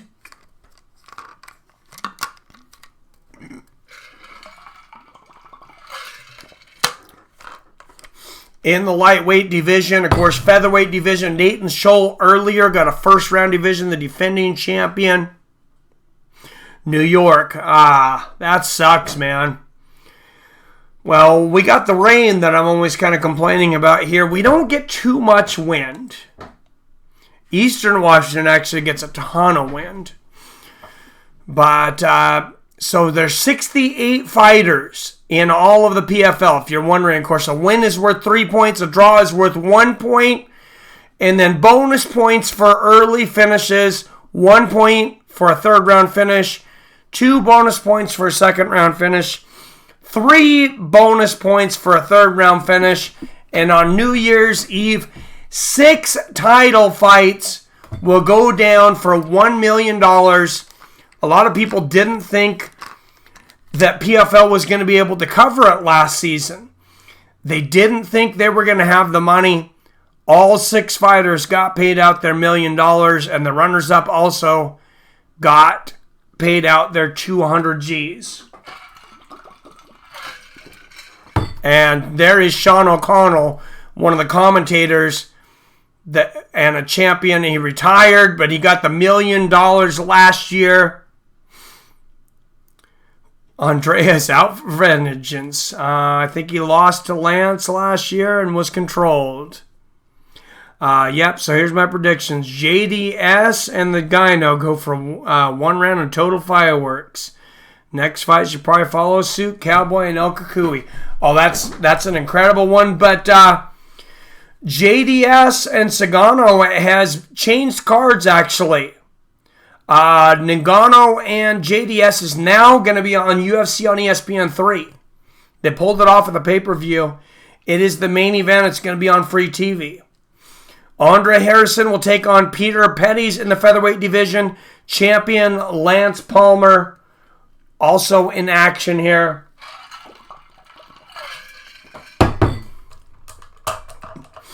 All right, guys. I am going to take a real quick restroom break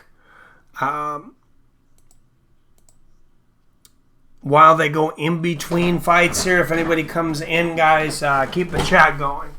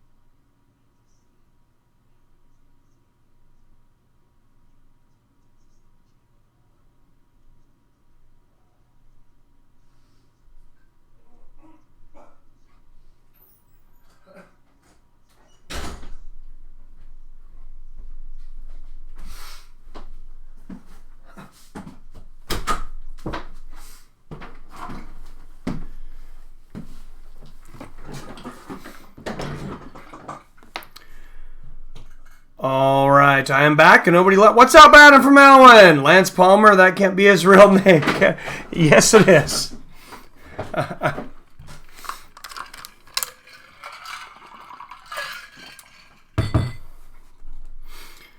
That's funny. What an incredible prelims, though. Mavlid Kybalayev takes out last year's runner-up in 10 seconds with a flying knee. That was the story of the ESPN2 version of PFL here. I won't call it an undercard. because it was just basically they put the best fighters from one weight division on ESPN2, and then the other half for the other division on ESPN Plus. It's for 2 equal cards. All right, and Billy, I know Billy's in main card coming up. If you want to, if you'd like to co-commentary with me, call on in.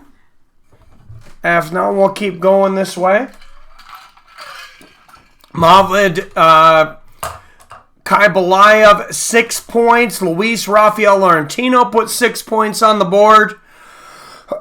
And Gadzi Rabanov put 3 points on the board. In the featherweight division, Chris Wade versus Nate Andrews, and Islam Mamedov versus Elias Dejron in the lightweight division, coming up on ESPN Plus. Excuse me. Jackson, who went down via flying. Yes, Damon Jackson. You are right. What's up, RAB? Nice to see Randy Couture doing the commentary there, and Eve Edwards. Both gentlemen looking good for their ages, mid to late 40s. And thank you again earlier, like I said, for the donations from First to Last, $2 in Arcade Chaos for $6, $8 in donations so far tonight. Thank you very much, guys.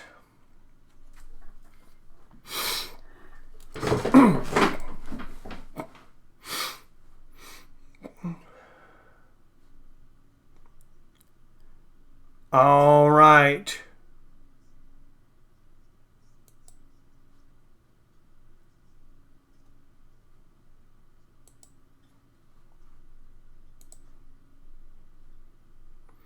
And they are in Long Island.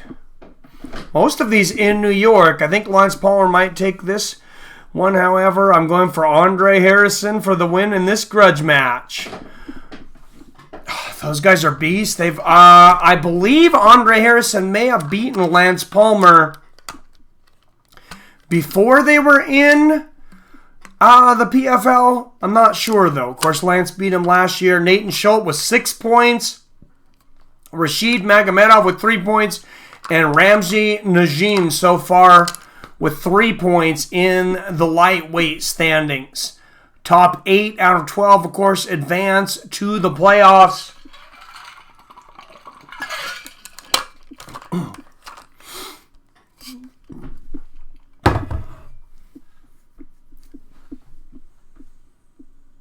And there is Islam Mamedov. I said he is the last fighter to defeat last year's champion.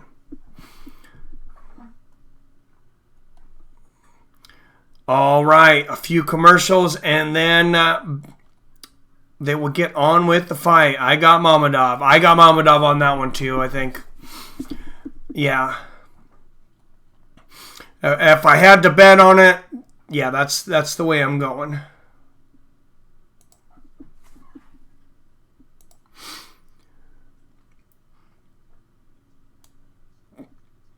For sure. Guys, if you're going on a vacation or you just want, some free TV for a couple weeks, I got to tell you about Hulu. I really enjoy Hulu. It's a great complement to Netflix. It has more of the current shows, including they have Castle Rock.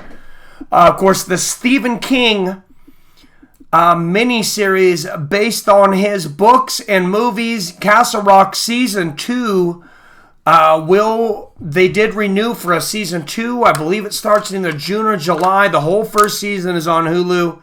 They have Gotham. They have a ton of great shows.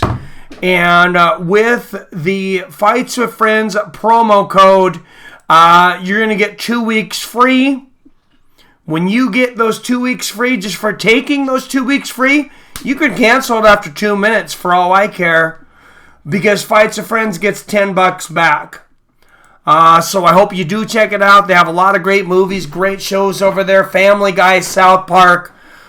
They took a lot of the adult cartoons over from Netflix. They're over there on Hulu if you wonder where they were at. Islam Mammadov, 29 years old. Yves DeJourn, 27 years old. Mammadov's 6 feet to 5'10", and he's going to have a 2-inch reach advantage with 73-inch reach. Russia versus France. Mammadov versus DeJourn.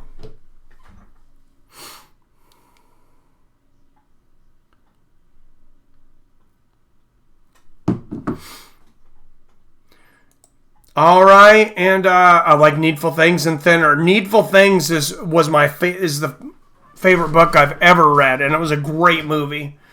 Elise DeJourn, MMA record 16-4, 2 knockouts, 9 submissions. He is a plus 825 underdog.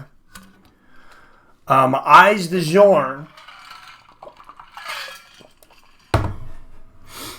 And Islam Mammadov, Sambo expert, 16-2, 3 knockouts, 8 submissions. He is a minus 1,500 favorite at 16-2 out of Russia. So Russia versus France. What's up, D. Brown? Andre Harrison did have the title at one time. I think Andre lost the title to Lance in the tournament last year. Yeah, I think he might have the World Series of Fighting title. Yves Leving, the referee, great referee. Do you super thrive for added nutrients? Well, I'm glad you're getting your nutrients, Robert. I worry about you talking about how much you're drinking sometime. Don't go dying on me. I'm glad you're getting some nutrients. And both men shake hands and a little hug here. So maybe friends here? I'm not sure. Oh, No Love lost that left hook and an inside leg kick from Giron to start this out. And he goes for a flying head kick. Misses there. Mammadov, very patient fighter here. Of course, as it went deep last year in the tournament.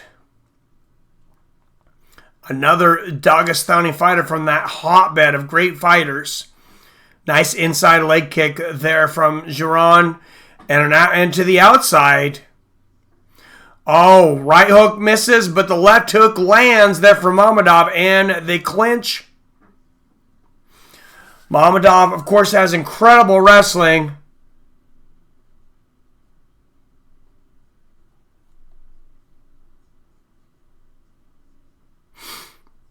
Oh. Yeah, I was really hoping Robert was taking some vitamins.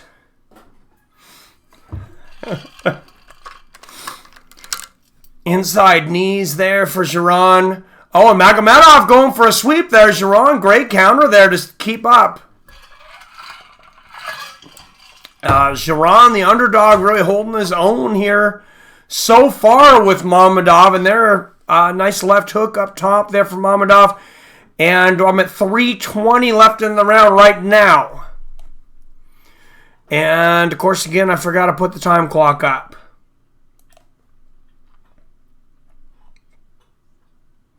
I need Billy here to remind me.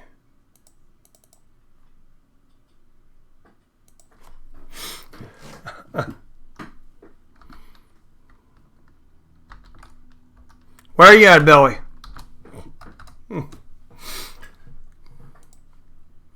He reminds me, and I still forget. Mammadov pushing, or Rajan pushing Mammadov up against the cage. Now Mammadov countering. Oh, back and forth. Great transitions between both guys here up against the cage.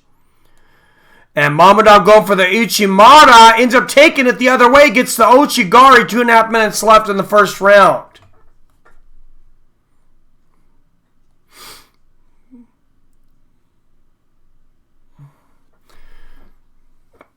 And Giron on top, or Makhmedov on top. Giron going for a guillotine here. I don't think he's going to catch Makhmedov in this. Makhmedov too experienced for this. Makhmedov now inside the open guard of Giron. First PFL fighter from France. Oh, nice right hand and left hook. The ground and pound here from Makhmedov on the ground. And right hook. Great transitions there.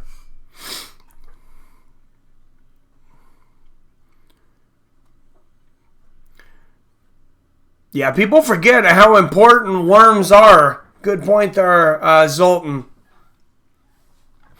When I was growing up, my aunt and uncle lived in Starbuck, Washington, a really small town, like maybe 500 to 1,000 people. And they had a little convenience store and a worm farm. And they actually made way more money off of worms than anything else, believe it or not. Nice ground and pound there from Makhmedov, or from Makhmedov, to the head and to the body.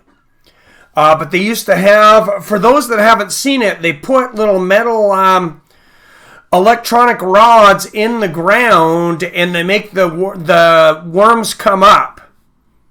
Nice body shots there from Makhmedov. Great transition from Giron, and they're back up.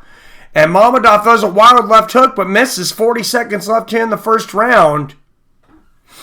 These worm castings from my first mushrooms are unbelievable. Nice.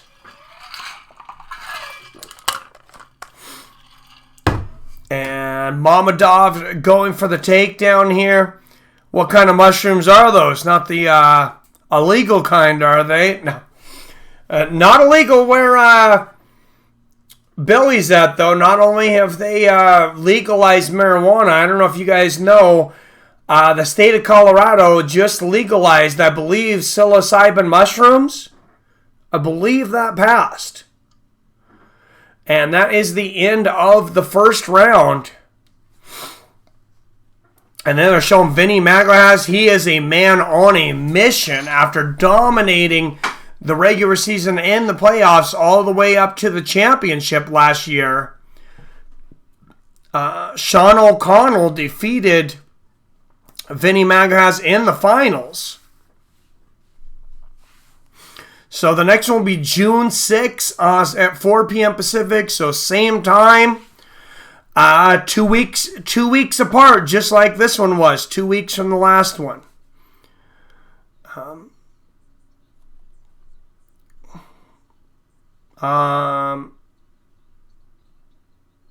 Soga, if you have pest issues. Oh, yeah, I don't know too much about all that stuff, but I was actually looking at a plot of land in Prosser, Washington, that was pretty cheap. It was like 40 acres where they're growing wheat. Wheat's at a record lows right now, very low. And I was thinking, man, what if you took all the wheat out and grew wheat? I don't know. Makhmedov versus Giron here in the second round. And once again, I forgot the clock. Nice inside leg kick there from Giron.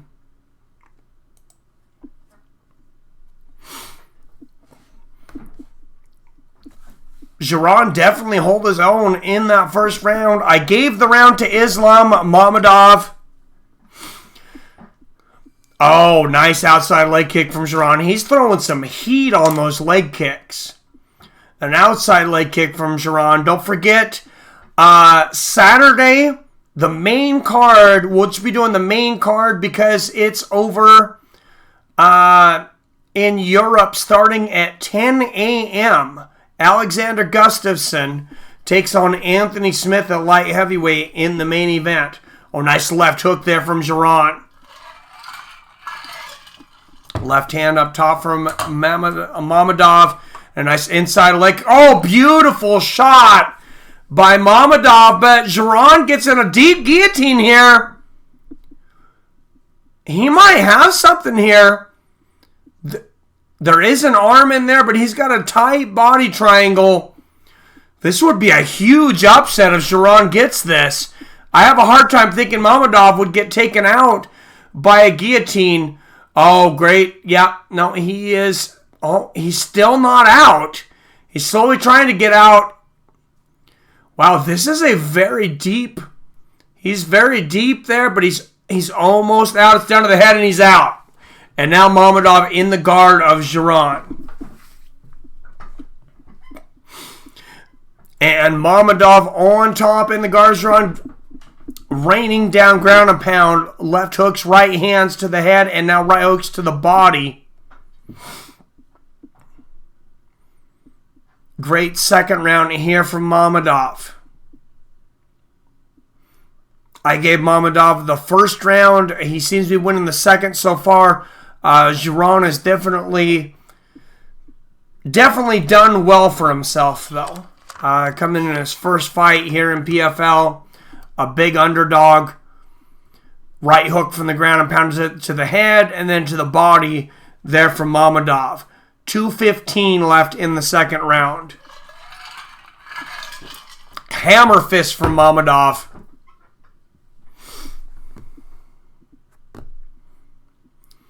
Oh, looking to pass. Goes to the side. Oh, Mammadov in side control now.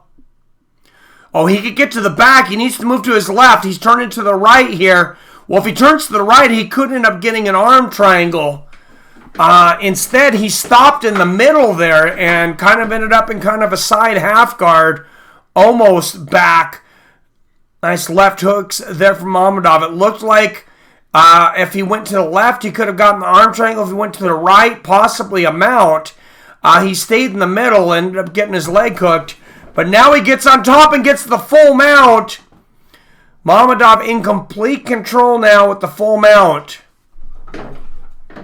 And now he goes for the triangle choke. Does Islam Mammadov. And he's looking to put 6 points on the board. Oh, transitions for an armbar. And Giron escapes, and they're back to the center of the cage. Giron lands a knee to the body. Great escape for Rajan. A great transition. And Mammadov's breathing a little heavy now. Both guys are. Best commentator of all time, for real. You never fought to acknowledge who is doing what you're describing. Thank you, Zach Saunders. Appreciate you coming in. Knees to the body there from Giron. Coming up still, Lance Palmer versus Alex Gilpin. And, of course, Andre Harrison will be fighting later on tonight. Andre Harrison taking on Peter Pettis. Knees to the inside of the thighs there from Giron of France. France versus Russia here. As the time expires, 10 seconds left here in this second round. And I think Islam Mammadov, another round. I thought he won the first round, even though it was fairly close. I definitely think he won the second round. Gus will win decision. Yeah, I think so.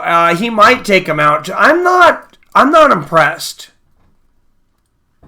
with his opponent.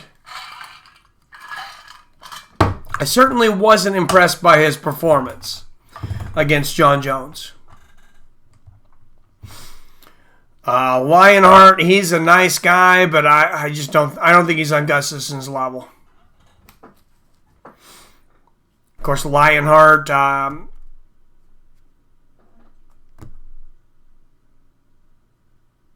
really? I found Aretha's well.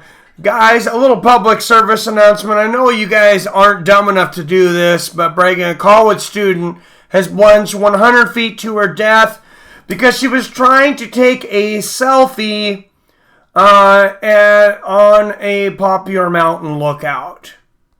That coming in from the AP. Don't be an idiot. Don't take selfies on mountains. Oregon State, here in the great Pacific Northwest. Inside leg kick lands for Giron here at the beginning of the third and final round. Did you mean her couch? Yeah.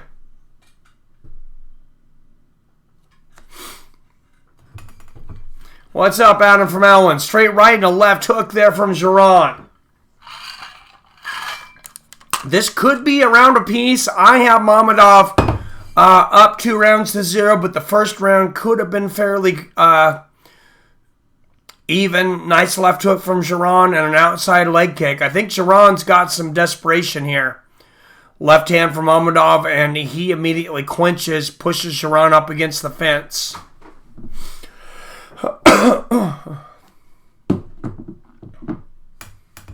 Took a picture of a rattlesnake. Oh, Jesus. Yeah, no more selfies. Yeah. Selfies with tigers, selfies on mountains, selfies with death.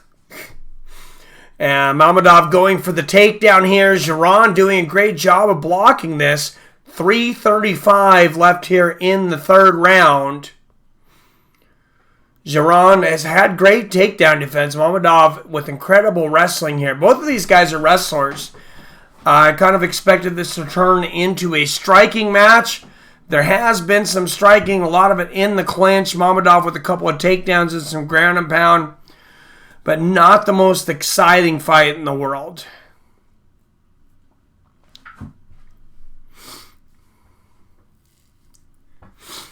Lance the Party Palmer, defending champion, coming up soon, defending his championship. Mamedov beat PFL champion Natan Schulte earlier. Beat him in 2017, actually by second round submission. He's the last guy to beat Natan Schulte. Mamedov continuing to fight for this takedown. Giron's not having it. Finally he gets it. Gets a single leg, drags him down, and now he's inside the half guard of Giron. He needs to get some points here. This is a very competitive division already. And in 2 weeks on June 6th, light heavyweights and heavyweights will be live, 4 p.m. Pacific. We're going to watch it together here on Fights with Friends. And like I said, Saturday, starting at 10 a.m. Pacific, is the main event. On ESPN Plus, UFC Anthony Lionheart Smith versus Alexander Gustafsson. So multiple wheels on the wheels had stuff scratched out. Ooh.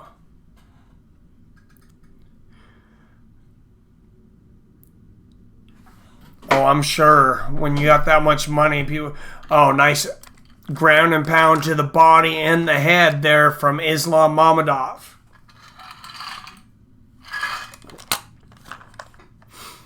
And I'm pretty sure Mamedov on his way to a unanimous decision.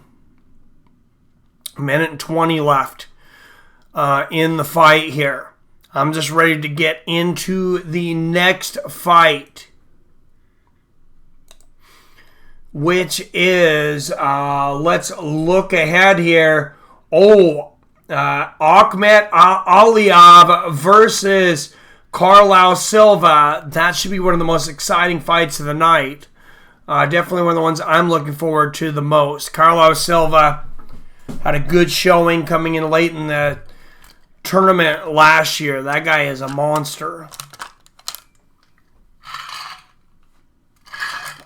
And 35 seconds left in this third round. This is growing. I can usually appreciate most fights. This is kind of hard to watch. Mamedov definitely winning here. Just not a lot to talk about here, though. Ground and pound, some ground and pound to the head and then to the body for Mamedov, but very little. Look, he's kind of going for a key lock there for a moment. Was Mamedov pushes down the left arm of Giron as time expires. Last few seconds, and this fight is over. And Islam Mamedov should move ahead with 3 points. And what ended up being, not the most exciting fight, but we've been kind of spoiled tonight. With all the first round knockouts, almost every fight's been extremely exciting. and a lot of great fights to come.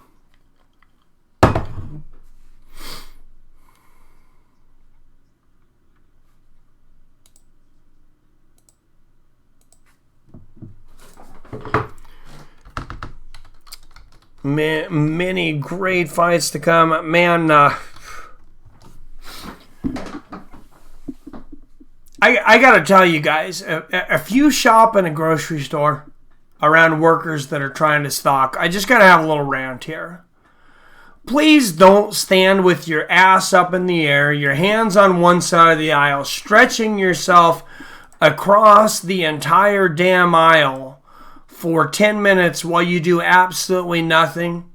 And please don't stand in front of the shelves for 10, 15 minutes playing on your cell phone while people are trying to work. I gotta tell you recently, seriously, I want to kick somebody in the balls.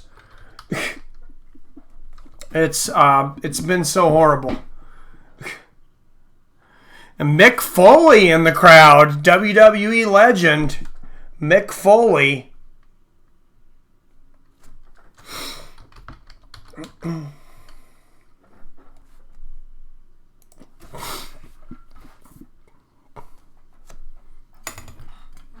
Lillian Garcia, WWE Hall of Famer, inside the cage. She is the commentator.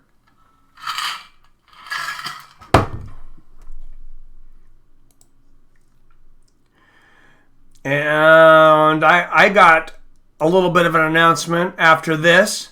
Something you guys may enjoy.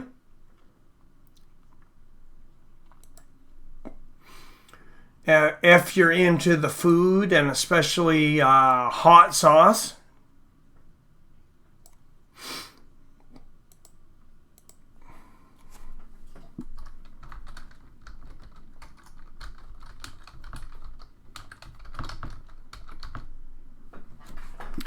And waiting on the decision here should not be a surprise. This one should easily go to Islam Mammadov. But, I mean, we'll see. I will say that the judging has seemed pretty fair so far for PFL. I haven't really had a lot of disagreement with these guys so far.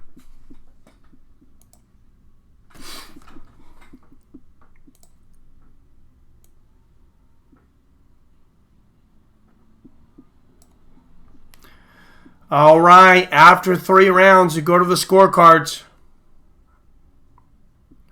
29-28, Mammadov.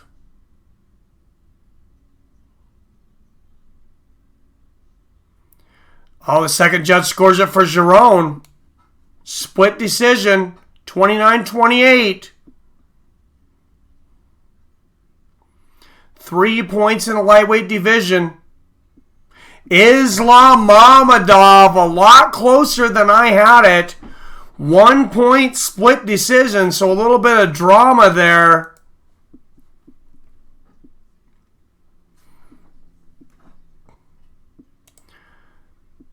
I don't know what you guys seen there. I didn't think that was real close. She probably had a museum worth of equipment. Oh, I'm sure she did. It showed there's a new UFC game coming out. Yep. That when you start losing, you can take some of your training money and spend it on PEDs, but you have a chance of getting caught. Oh, are you kidding me? No way. I know they're talking about another UFC game coming out because the UFC 3's been out for a little while now. A lot of people said it wasn't as good as UFC 2. I didn't enjoy it as much as UFC 2. I think it was maybe a little more in-depth. It was almost too hard. The submissions are crazy. I mean, I don't need to actually learn how to fight with a remote to be able to play the damn game. Honestly, I'm a little bit of a button smasher. I'm not somebody that likes to take, 10, 12 hours to learn how to play a game. But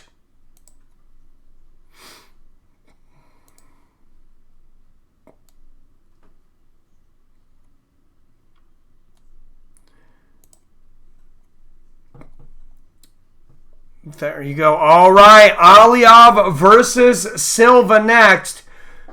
This should be a great fight.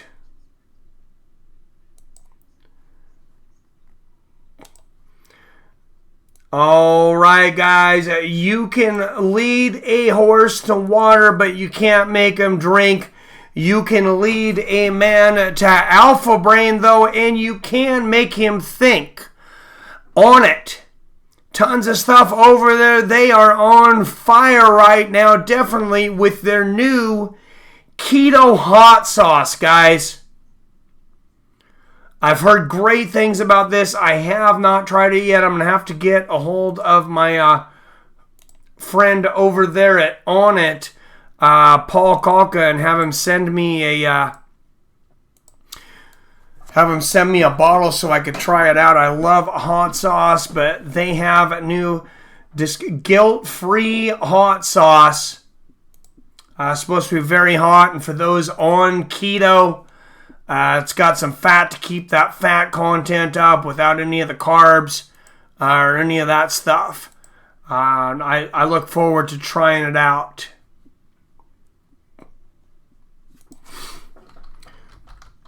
So anybody that uses On It products, just remember anytime you go to onit.com, just add /fights with friends at the end.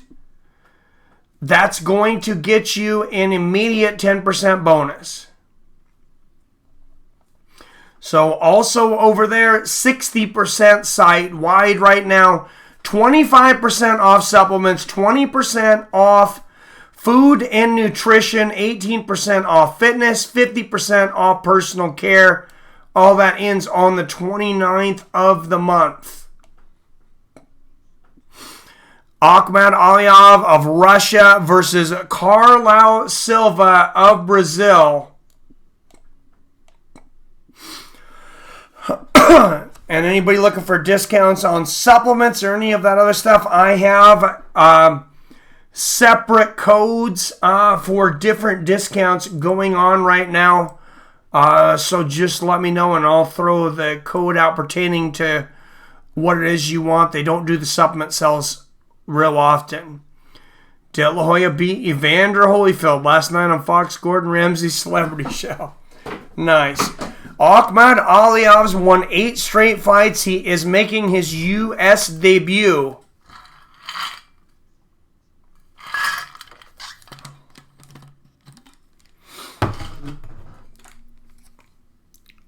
Muscular looking dude here.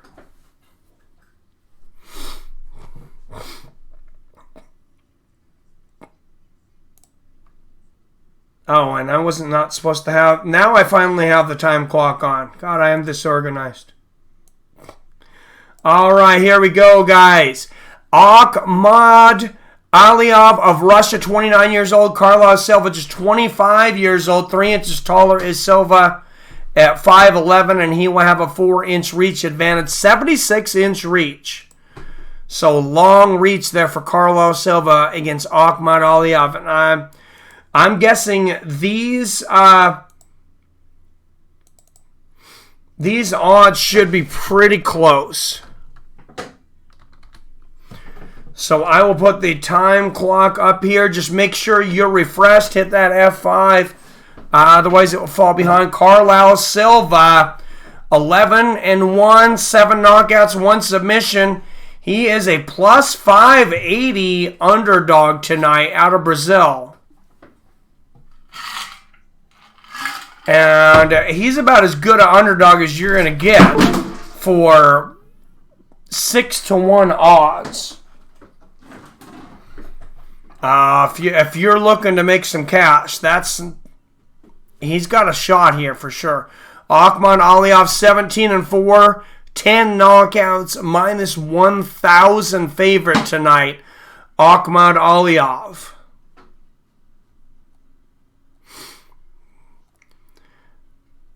All right, out of Russia. I said 17-4 with 10 knockouts.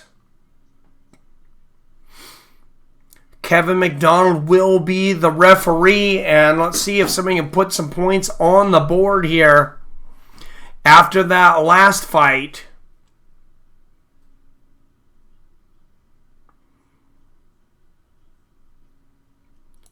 and Silva in the red, Aliyev in the black, and there we go. Nice inside leg kick from Silva right out of the gate. Inside leg kick back from Aliyev, and they're exchanging leg kicks. They're in the center of the cage.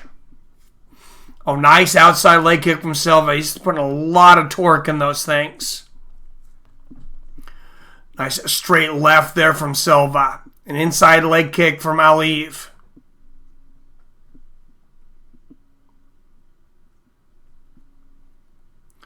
Oh, man, who makes these odds? Oh, man, who knows? Nice inside leg kick there from Aliyev and a body kick from Silva. Well, probably Vegas. I think Vegas usually makes them. Or Nevada, anyways. Nice body kick there from Silva.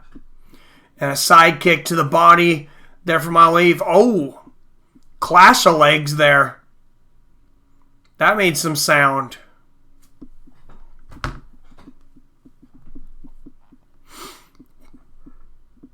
Defending PFL featherweight champion Lance Palmer versus Alex Gilpin still to come. Nice inside leg kick there from Aliyev.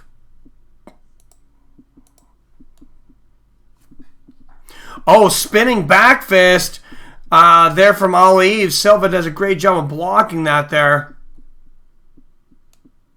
People who know things out of mouth. They've done a decent job with the odds so far. There really hasn't only been the one upset. Nice leg kick there from Aliyev.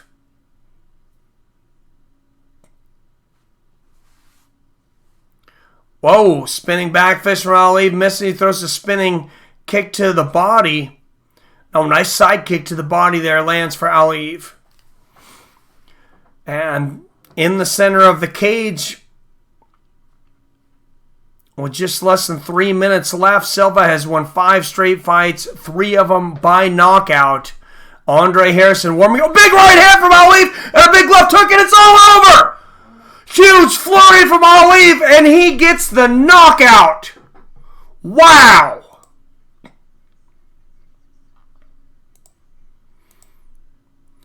Wow, his first fight in the United States and a huge knockout for Aliyev. What an incredible night here we've had. 2 newcomers from Russia, 2 first-round knockouts, 6 points for each of them. We have a lot of new great talent here in the PFL this year. And Ray Sefo goes over to congratulate his new fighter, Aliyev.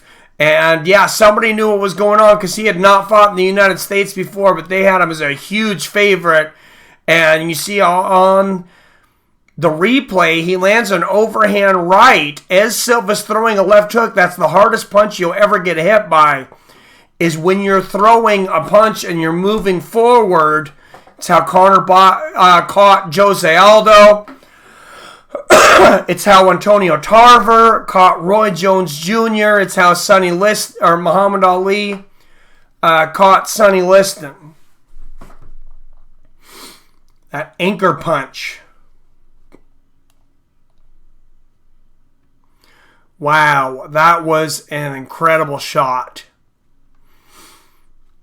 And after having, like I said, maybe our first kind of boring fight of the night, that certainly was not boring. Beautiful first round knockout there from Aliyev. And they will go to commercials there for a moment, but that was incredible.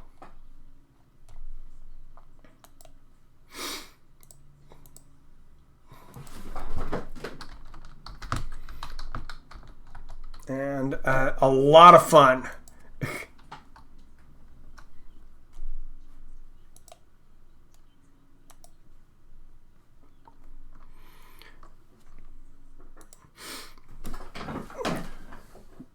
All right, guys. Fights with Friends merchandise is now available.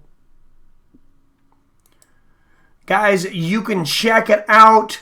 Teespring is now making merchandise for Fights with Friends. They do an incredible job. They do the merchandise for very popular shows. Of course, one of them being Philip DeFranco, several other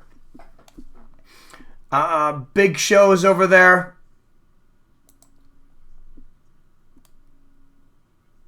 It says update is live. All right, so they're saying that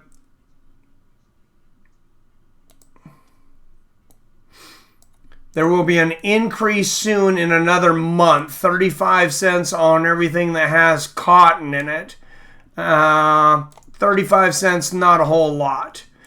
And Ahmed Ali, they're raising his hand, first round knockout, 6 points in the PFL lightweight standings, 2 minutes, 24 seconds of the very first round. And wow, what a debut in his PFL debut, his US debut.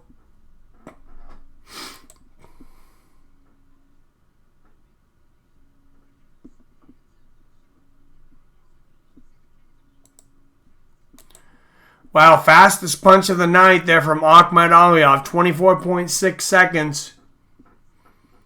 That's interesting stats. I haven't really seen anybody else do that. Guys, Fights with Friends gear. We got t-shirts. We have hoodies. We have coffee mugs. Teespring does a great job with the logos over there. Great pricing as well. I mean, you can get a hoodie. You can get hoodies for as low as I think it's like $30, just over $30 on the NFL jerseys. Those hoodies and stuff, you're paying like $60, $70. So represent Fights with Friends. You can get coffee mugs.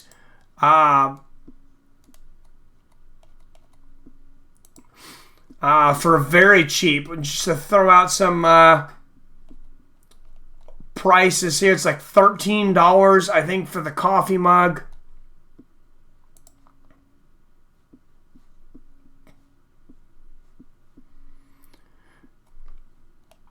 $21.99 for the classic tees. That's what they're doing there. For that, you have the classic pullover hoodie, $38.99. I'm getting the updated prices here. Sorry, $44.99 for a premium pullover hoodie. Very thick, nice material. The cheapest, the comfort tee is $22.99. Crew neck sweatshirt for $33.99. $26.99 for the premium long sleeve t-shirts. Women's comfort shirts also $22.99. Coffee cups $14.99. You can get anything from phone cases to car stickers. Guys, we got it all. Check it out over there at Teespring. They do a great job of making everything for us.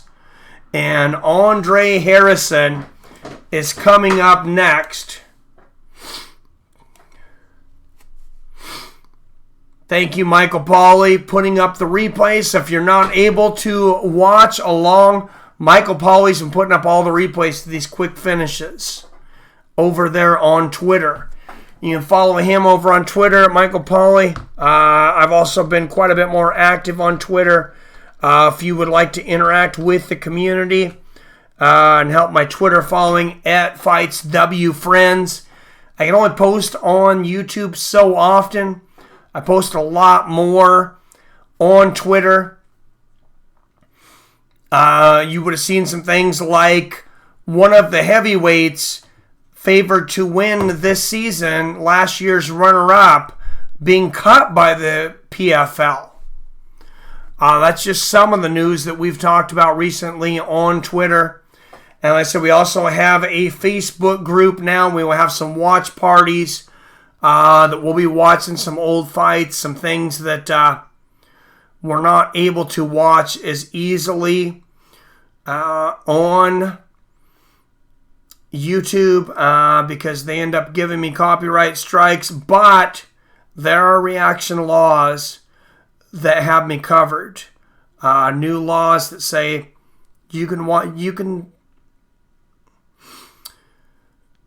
cover certain things as long as you're reacting to it, and as long as it's a greater part of a reaction. So we'll definitely be doing some watch parties over there. Some people mentioned some old UFCs. I definitely want to do the World Valley Judo over there.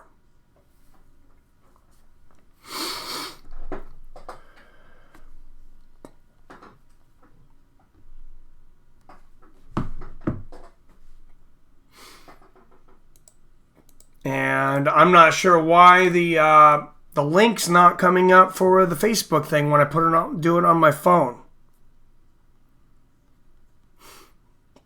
That is strange. Nothing I put up from my phone's coming up, but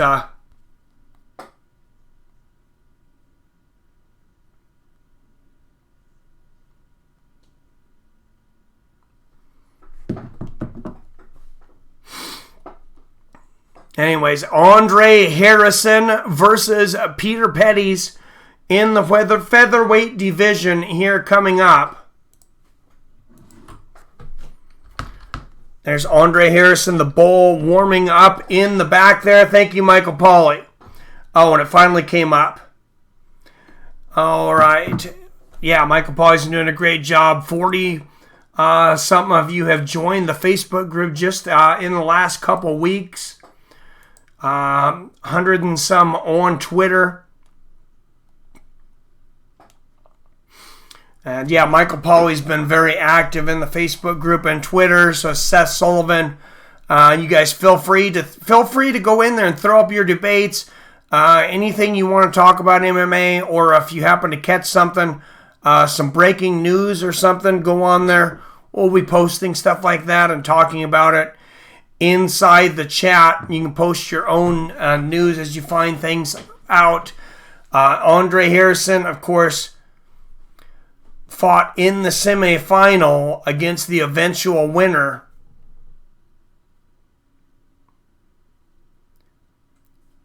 Ended up losing against Lance Palmer in a rematch where Andre Harrison had won the first time. So if they fight again, it would be the trilogy. And it could be for $1 million.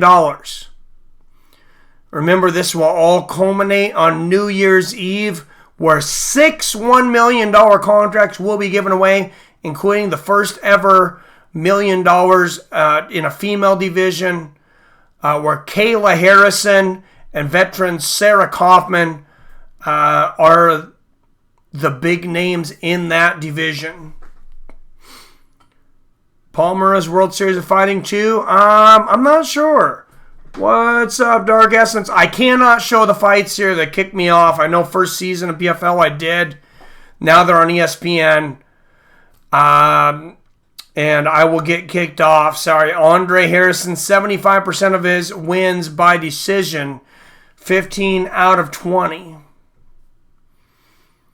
Of course, we want to see some finishes because that's what PFL rewards. And we've had a lot of first-round finishes so far tonight. There's Peter Pettis. He's won 2 straight fights, both by unanimous decision. An interesting-looking haircut there, like a little mohawk. Half yellow, half black. Kind of looks like a skunk.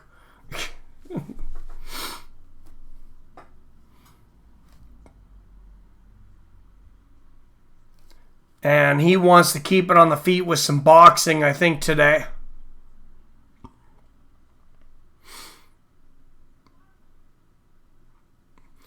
Yes, Michael Pauly. If you go to Michael Pauly's Twitter, he's been putting up all the highlights over there. I should be going on Twitter and sharing all of those from Michael Pauly. And like I said, definitely check out my Twitter if you want to help out Fights and Friends. It's at FightWFriends. And Michael Pauly, thank you for posting all the highlights.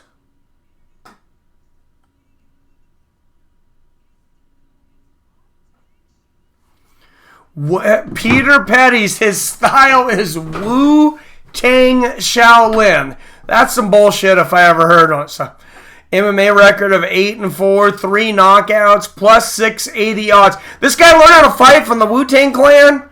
What the hell is he talking about? This is some bullshit if I ever heard it.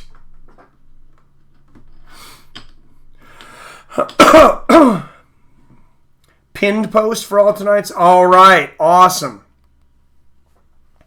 Thank you, Michael Pauly. Andre Harrison, 20-1. He has a huge favorite tonight, like plus 1,500. So Andre Harrison apparently fighting some dude that was trained by the Wu-Tang Clan. I can't believe that they actually said that he was fighting under the Wu-Tang Shaolin style. Not BS is the real shit. Really? Wu-Tang comes from old Kung Fu. Huh. I knew they were really into martial arts movies, so they actually created a martial arts movie, so. Huh. First buy your bonds, brother. All right, here we go. Harrison versus Petty's. And I guess we're going to get to see some Wu-Tang Shaolin style here from Petty's. Inside leg kick from Andre Harrison. And we have not seen a lot of great Kung Fu masters in MMA. Petty's fakes the head kick, lands a nice outside leg kick. Jackie Chan did Wu-Tang movies. Ah, nice. I watched a lot of Jackie Chan movies.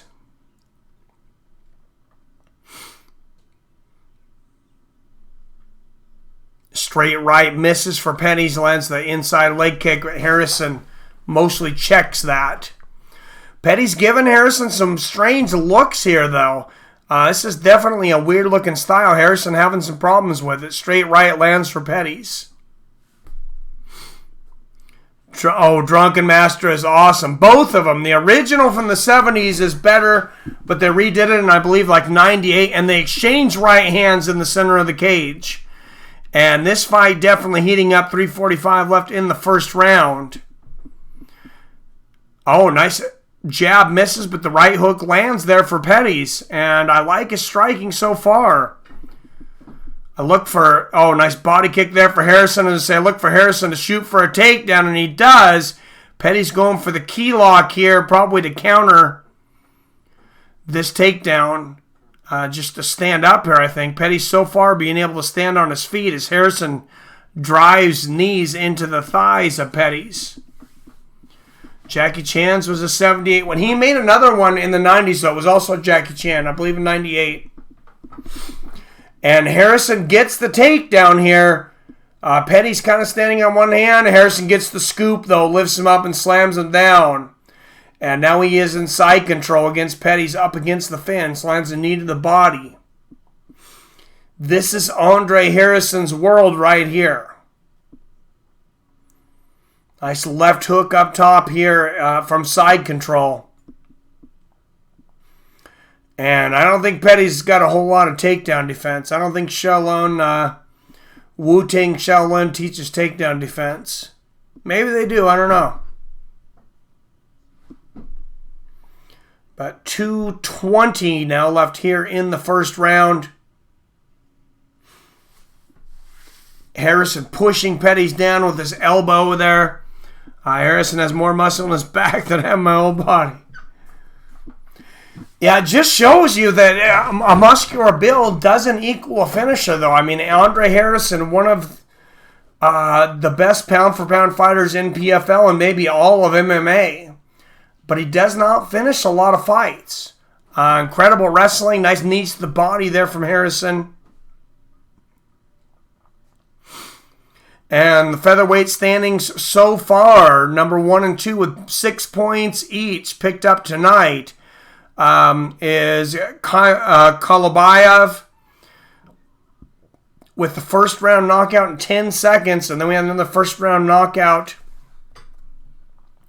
Nice right hook there from Harrison, the ground and pound. Just grinding it out. Nice elbow on the top there from Harrison. Right elbow, like I said, supposedly elbows aren't allowed in PFL, but I have not heard a referee say anything yet. I think they're just kind of letting it slide and saying, guys, just try to remember.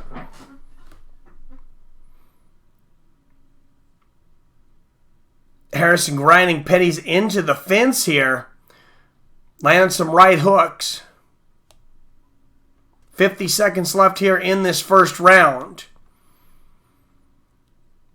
Pushing his elbow up against the neck of Pettis. And right hooks to the side of the temple. Surprised he doesn't go for an arm triangle here. If he spins to the right, it looks like... And there he goes around the head of Pettis.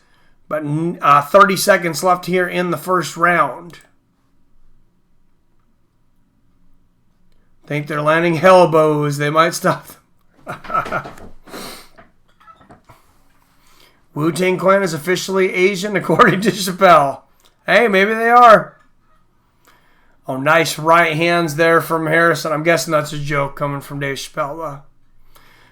Knees to the body. That's one reason I believe a knees to the head of a grounded opponent. I believe in... I don't... Not that I necessarily like to see the knees to the head of a ground opponent. I just believe that it is an unfair advantage for the striker against the wrestler to not be able to land kicks and knees to the head of a down opponent. But I know I've talked about that probably more than you guys care to hear.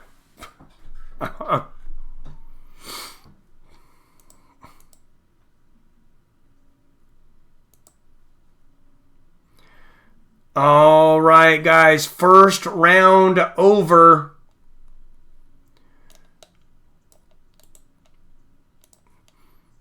And not a whole lot happening there. Wasn't the most exciting round ever, but sometimes it's not all about the excitement in life, guys. Sometimes you just want to win.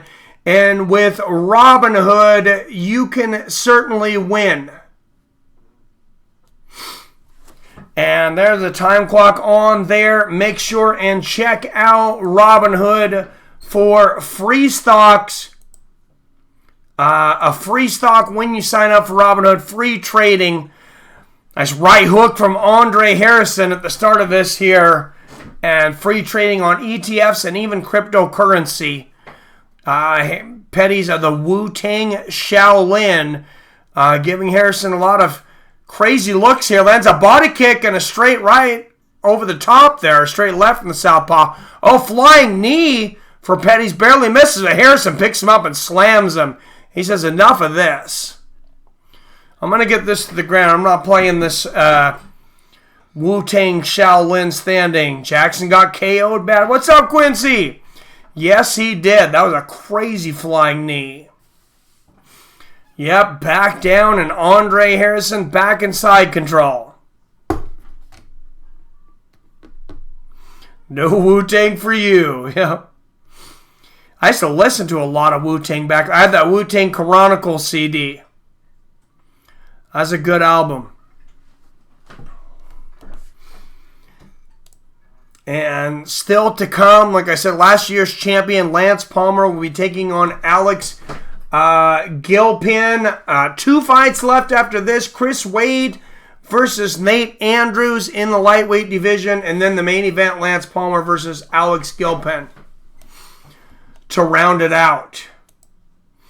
A lot of knockouts tonight. A lot of finishes. First round finishes. A lot of points on the board in this second week of the season. Andre Harrison 1-1 in career versus 2008 PFL featherweight champion Lance Palmer. So definitely a great chance to pick up a $1 million for Andre Harrison this year. And he's close to moving into mount here. Oh, he's got his legs hooked around the outside of Pettis, and he's moving up. into mount as Pettis has his back up against the fence here. He could still end up in mount here, though. Strong arm that kid with that wavy hair. Nice. Pettis trying to stand up here. But Harrison blocking off the leg, doing a great job. Has his knee in between the legs there.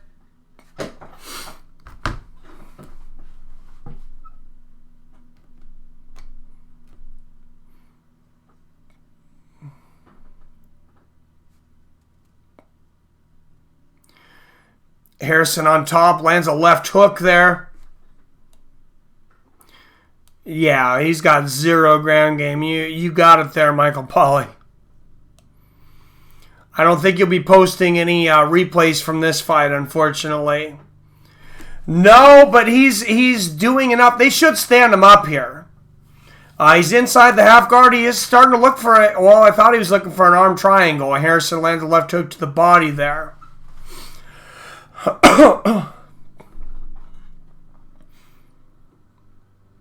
Yeah, it's amazing. As good as Andre Harrison is, that he does not have more finishes. He's not better with his submissions. Where's Mark Carter when you need him? Oh, you're telling me that's what I was thinking.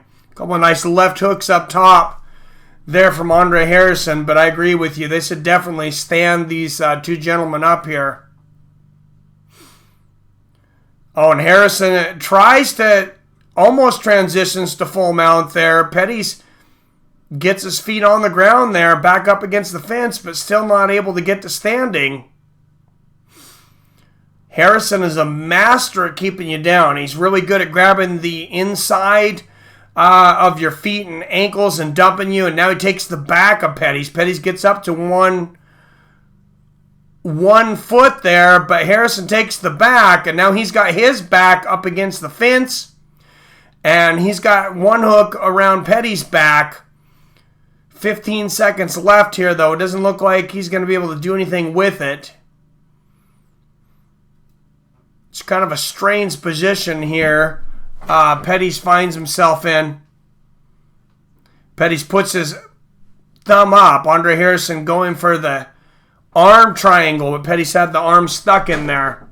And that's going to be the end of the round. Yeah, you're right, Michael Paul. That is a good observation. Usually you would hear a lot more boos.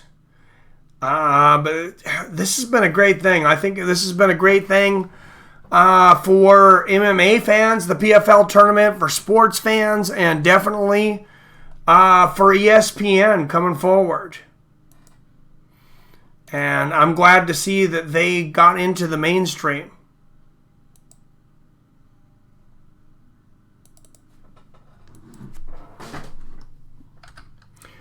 And in between rounds here,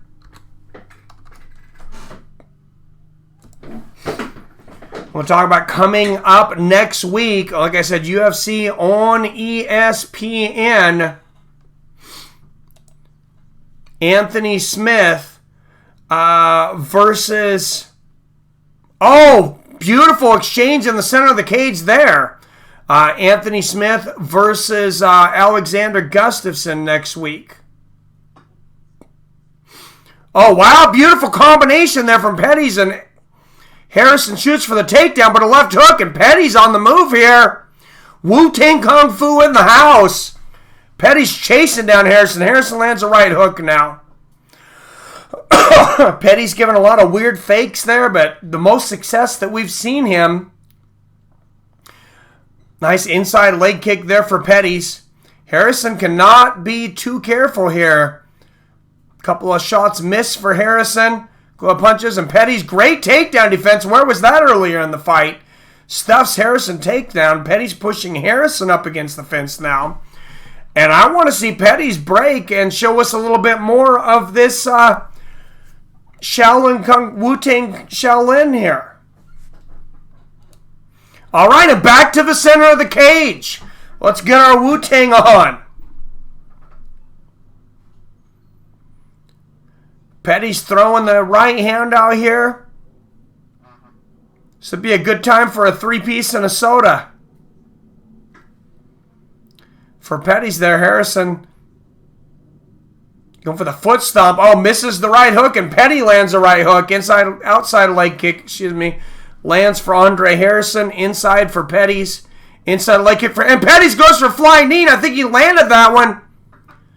Petty's might have rocked Harrison a little bit with that one. Lands a knee to the body. Definitely Petty's greatest moment of the fight so far. Yeah, I think he is out getting a second win for sure. And great takedown defense again here. Harrison is relentless with these takedowns, though. Knees to the thighs here from Harrison. In the clinch, he's got Petty's up against there. Landing knees to the back of the calf of Petty's. Petty's needs to swing to his right, and there he does. He pushes Harrison up against the fence, and now he's going to look to break and get it back to the center of the cage so we can see some Shaolin Wu-Tang. Oh, but Harrison gets the sweep, goes inside for the Ogoshi, and he gets it, and back down to the ground here in the third and final round.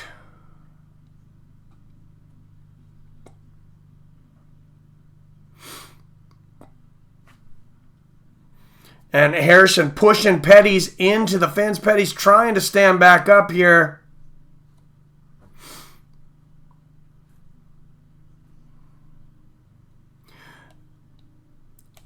Yeah, just about 2 minutes now. I don't know that Petty's is going to get back up. Harrison's pretty good at keeping you down once he gets you there.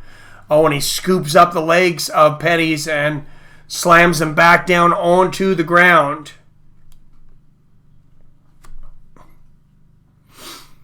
Nice right hook up top there from Harrison.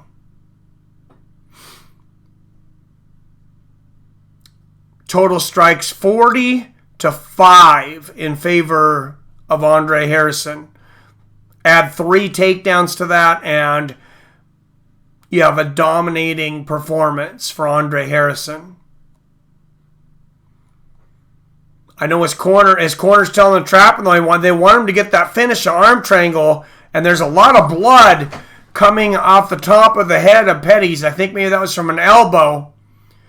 Harrison looking for the arm triangle there. Oh, he might have it. Petty's trying to wall walk with his legs here to get out of this. If he goes that way, he may tighten it. He could get out, but he could. Oh, and Harrison changes position. No longer working on that. Lands another elbow there. Oh, and Petty's goes to his stomach to try to get the escape, but Harrison gets the back. It has kind of a standing side control on one leg here. Harrison ends up in some weird positions. I'd like to see him take a little more jiu-jitsu. Oh, and he's underneath the neck now, just as I say that. He might have this. 10 seconds left of the third round, and Petty's is out. I thought Harrison had it, and now he sinks a guillotine with just seconds left in the round. Wow, I thought he had that with 10 seconds left, and Petty's popped out. I thought he was going to grab an extra point there for Andre Harrison. Not able to get the finish. Dominant performance, though, for Andre Harrison. His parents there in the crowd cheering on.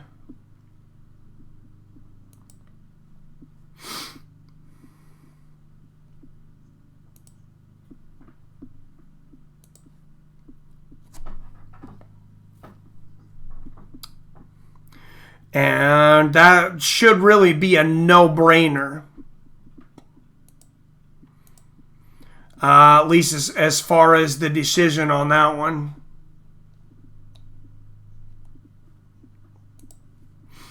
Like I said in the past, you never know.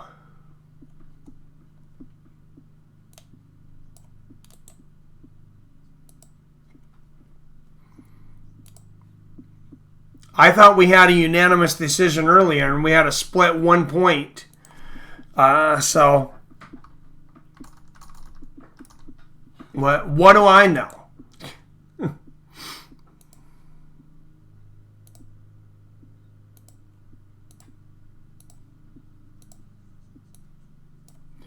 All right, awaiting the final decision here and see who is going to get 3 points on the board. Will it be Shaolin, Wu Tang, or American Wrestling?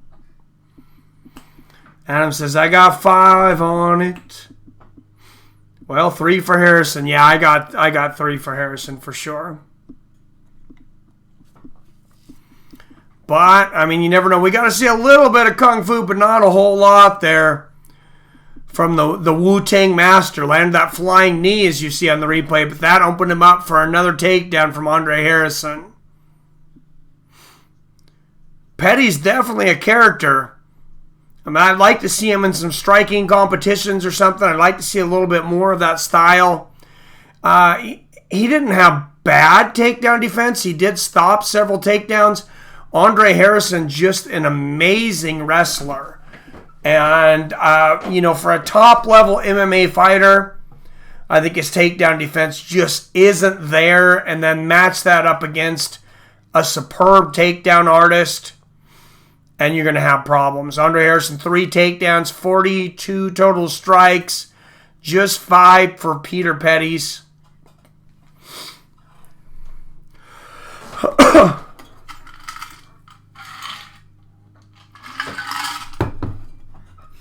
And they are taking a long time to add this up. Should we be worried here?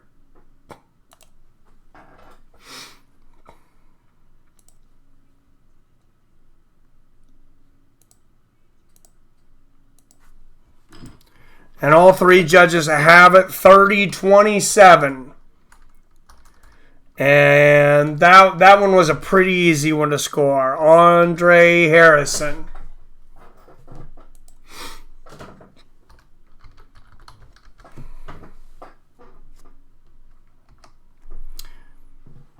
And we'll see what he has to say. Earns 3 points. I said he is 1-1 against last year's $1 million champion, Lance Palmer, who will be up in just 2 fights.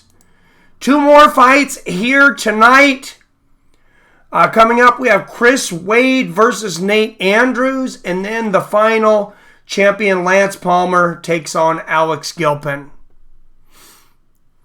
Of course, Mavlid Kabalayev got 6 points earlier. Luis Rafael Laurentino with 6 points, both with first-round finishes. Now Andre Harrison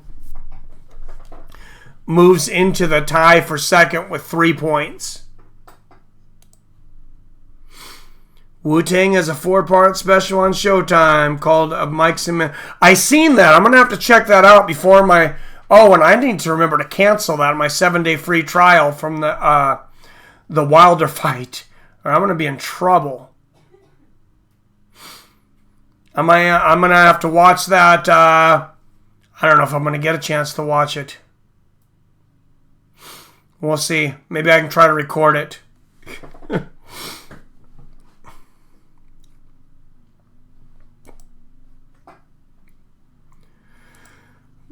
Dominating performance for Andre Harrison. It's Kayla Harrison versus Khabib, the main event. What's up, Cern? Zaman. Kayla Harrison was last week. Oh, for those of you that don't know, Khabib Nurmagomedov, it was announced today, he has been calling the entire time for his teammates that were suspended for a year to have their sentences reduced. Today, the Nevada State Athletic Commission granted his wish. They reduced the punishment of his teammates to the same as Khabib. So we're expecting to see Khabib Nurmagomedov versus Dustin Poirier in September.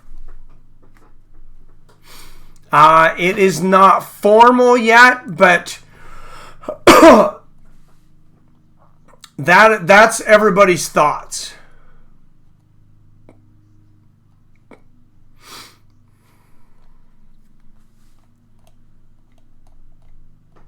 And there is Wade warming up in the background. And Nate Andrews of the U.S. Nate the Snake. Took his nickname after Jake the Snake.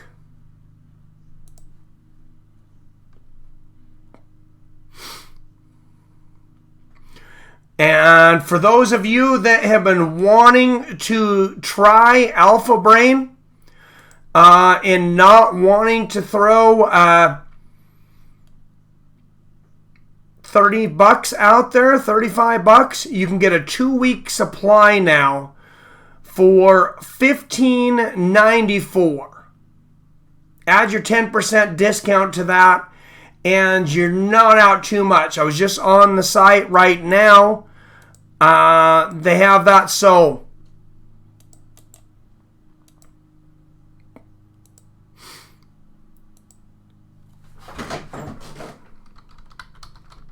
that's weird. It's not letting me put the link on there all of a sudden. Onnit.com/fights with friends.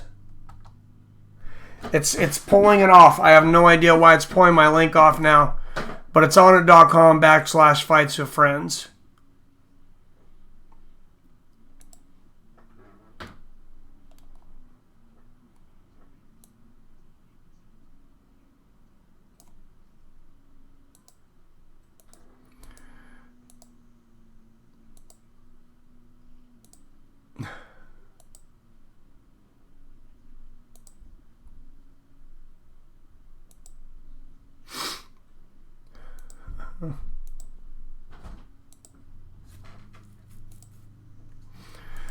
All right, guys, like I said, 2 fights left. Ryzen coming up. Ryzen 16. That's coming up here in June.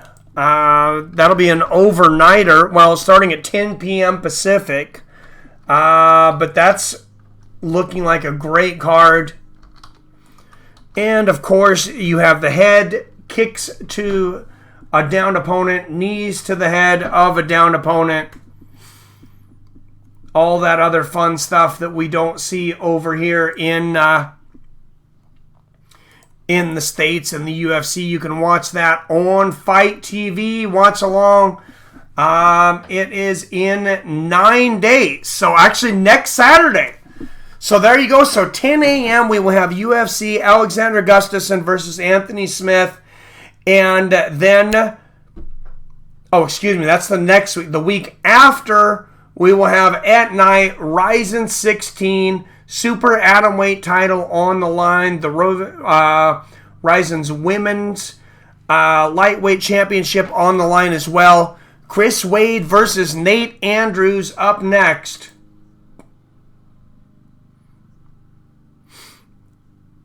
I'd let you be the guinea pig and try Alpha Brain. I love Alpha Brain's great.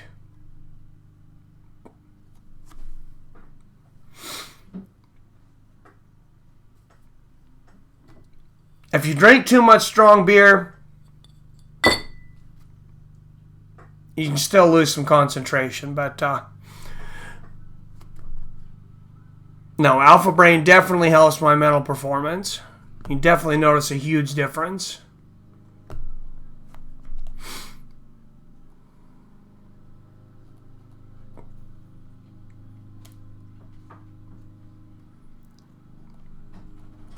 And a lot of other stuff over there. A little bit of a pre-roll there. They're Nate Andrews. Like I said, versus Chris Wade. A little bit of build-up as they're waiting here. And while they're waiting, guys, what's good on TV right now? You know, I don't know. I've watched some good shows lately. There's a new Black Mirror I'm going to have to check out. The one called Crocodile. I heard Joe Rogan talking about it. Sounded great, but guys, are you tired of DirecTV's high prices, cable's high prices? And do you need a discount? Guys, Sling TV. I got your back. We got your back here. You got ESPN 1, 2, and 3, so you're not going to miss your MMA bouts. $5 off a month of this brings it down to $20 a month for the first 3 months. And with $5 a month for ESPN Plus added onto that. And what more do you need? Then you got AMC, and watch all those great shows over there. The History Channel, TNT, TBS for the NBA playoffs, the Travel Channel so you can travel somewhere with all that money you save, A&E, even local stuff, Galavision if you want to learn Spanish. I know it's a bit of a stretch, but you never know. Disney for the kids, HGTV to keep the wife happy. Guys, you got to keep the wife happy. Hopefully she's not going on strike because of the whole Alabama thing right now, but keep her happy with some HGTV.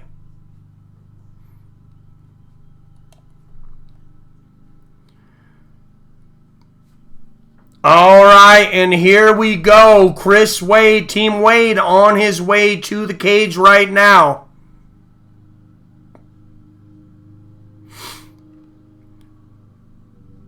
And it looks like his whole family up in the front row. A lot of people wearing Team Wade shirts.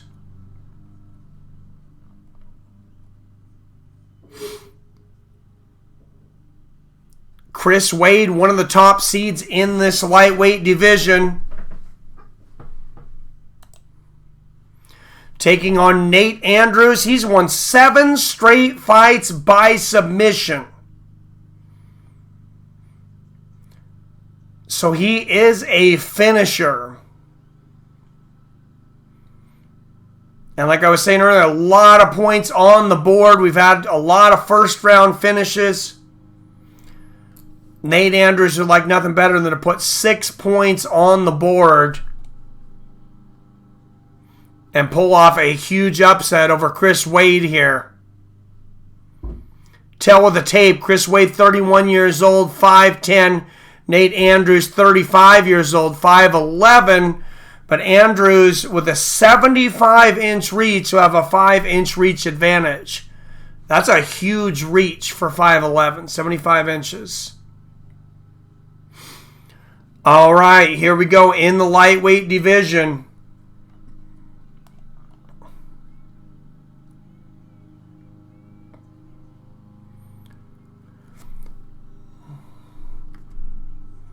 Out of the blue corner, he has 15-1, 5 knockouts, 10 submissions. He is a plus 260 underdog out of the United States of America. 15-1, Nate the Snake Andrews. This is his PFL debut.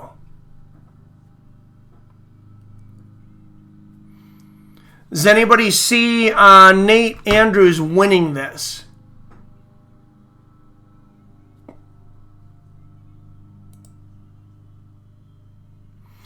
Wow, and that family is excited up front. Chris Wade, 14-5, 5 submissions. He is a minus 350 favorite.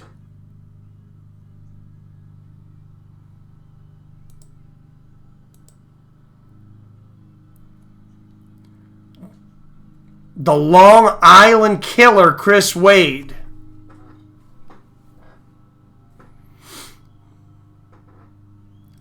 Wow, there are a lot of Team Wade t-shirts in this crowd. It almost seems like half the crowd's wearing Team Wade t-shirts. Maybe he was giving them out for free in front of the building before. I don't think so, though. Here we go. These guys know how to finish. Round 1. Wade in the side kick to the body right off the bat for Chris Wade, and an inside leg kick. Andrews in the red. Flying karate kick for Wade. Barely misses the head of Andrews. This is some high-flying action in the first seconds here. Andrews with a body kick. A little hesitant after that. Those fireworks from Wade here at the beginning of this round. And Wade misses a body kick there. But what a fast start for Chris Wade. And Andrews goes for the head kick. And that might have grazed Wade. Left hook lands for Wade. 4:15 left here in the first round. Body kick lands for Andrews. Low leg kick for Wade. Low leg kick in return for Andrews. And he goes for the front axe kick to the head. Misses on that, though. 4 minutes left here in the first round. Oh, big 1-2 there from Andrews, and a body kick from Andrews. Wade grabs the body lock. Andrews pressing on Wade's face, doing everything he can to stand up.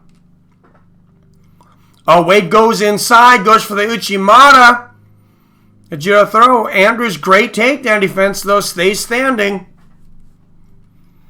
Wade lost to Natan Schulte by split decision last year in the semifinals. Just 1 point away from going to the championship. Oh, and he grabs Andrews by the waist, tries to throw him down there, goes for Nagoshi, but misses. Andrews has won 9 straight fights. As I said, 7 straight by submission. But not at this level. 2:50 left here in this first round. Between Chris Wade and Nate the Snake Andrews. Oh, nice knee to the body there from Andrews. Oh, and Wade goes for the inside sweep there. And great takedown defense still by Andrews. Wade lands a straight right and a left hook up against the cage. Andrews has had great takedown defense here. 2:20 left here in the first round. Wade pushes Andrews up against the fence, lands a right hook to the body and a hammer fist up top.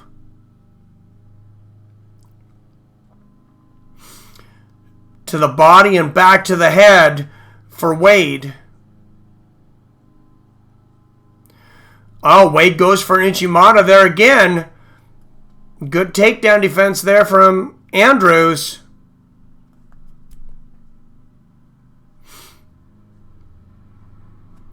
$145 left for one of these guys to pull out 6 points and jump up to the top of the leaderboard.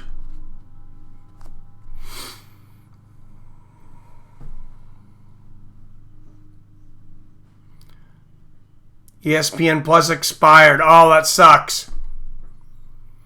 Wade hanging on Andrews here. I think Levink should actually break him here for a minute. I'm not sure if he's a big fan of that, though. It doesn't seem like he does it a lot. Just right hook to the body there from Wade, and they break him back to the center of the cage with 1:10 left. Side kick to the body from Wade. Andrews throwing wild shots. Misses there. Another body kick from Wade. 1 minute left. Oh, wow. Wild left hook from Wade. Misses, and Andrew lands a counter right. Oh, nice 1-2 lands for Andrews. Barely misses the head kick. Fakes another head kick. Side kick to the body lands for Wade. Superman punch from Wade. Misses that, but lands the right uppercut. 40 seconds left here in the very first round. Oh, Andrews lands a head kick, and he's moving forward on Wade. And Wade goes for the takedown, and he gets it. And he's inside the open guard of Andrews with 25 seconds left here in the first round. Yeah, he did. He's bouncing off the cage, man. That would have been spectacular. Andrews doing something you don't see a lot of guys do anymore there. He was using his heel to land downward kicks on the back of Chris Wade. There he does it a few more times right there in the kidneys. You could really hurt guys with that. And I had almost forgot about that as a technique. It's been so long since I've seen people do it. But that is definitely a successful strategy.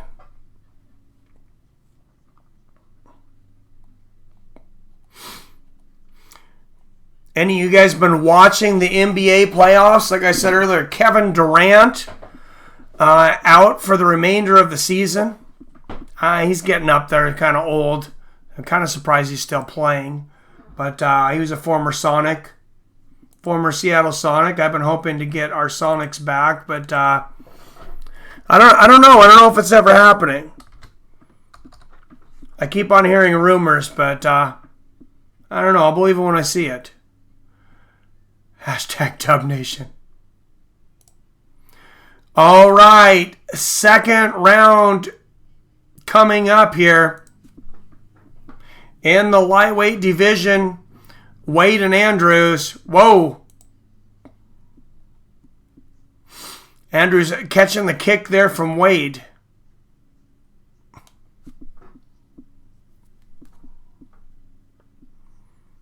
Oh, Andrews goes for the head kick, misses there. But Wade started with a tumultuous pace in that first round. Oh, nice knee to the body there from Andrews, and he grabs the clinch, and driving knee to the body from Andrews. Now Wade pushing Andrews up against the fence.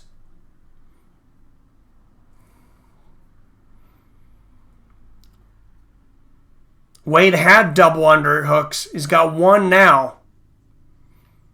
Landing hammer fists to the thighs of Andrews as Wade. These guys pulling out a lot of old school moves. Nice left hook to the body for Andrews.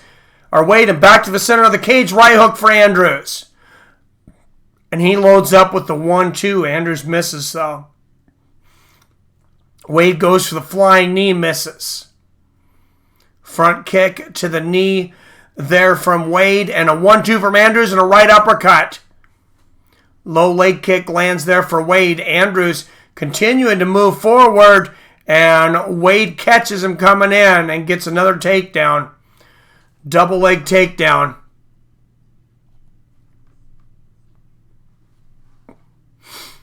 The last great song, I guess he was, Adam. Unfortunately, we really haven't had a great era since Sean Kemp and Gary Payton and Detlef Schrempf, Sam Perkins, and all those guys. And then we get Kevin Durant, and what happens? They move to Oklahoma. Thought Kemp was going to get in the ring. Oh, going to get the ring. Oh, yeah. They could have beat the Bulls. They had a good enough team that year, but they choked in Game 3, that first game in Seattle. Played Chicago very close. The first two games in Chicago, I mean, it was basically just a few points. It was like margin of referee, as I would say in the NBA. But then they got blown out in Game 3 at home. Won Games 4 and 5 to go to 3 and 2, but then lost in Chicago. Wade going for a guillotine choke here. Also looking for a key lock here, but neither one of them is going to happen. Andrews is able to get out of both of those.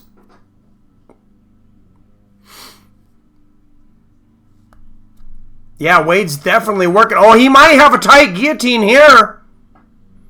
He's really working on it. 2 minutes left here in the second round.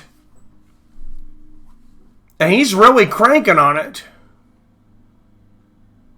And Andrews is out, though. Oh, Andrews walking the wall, and he is up.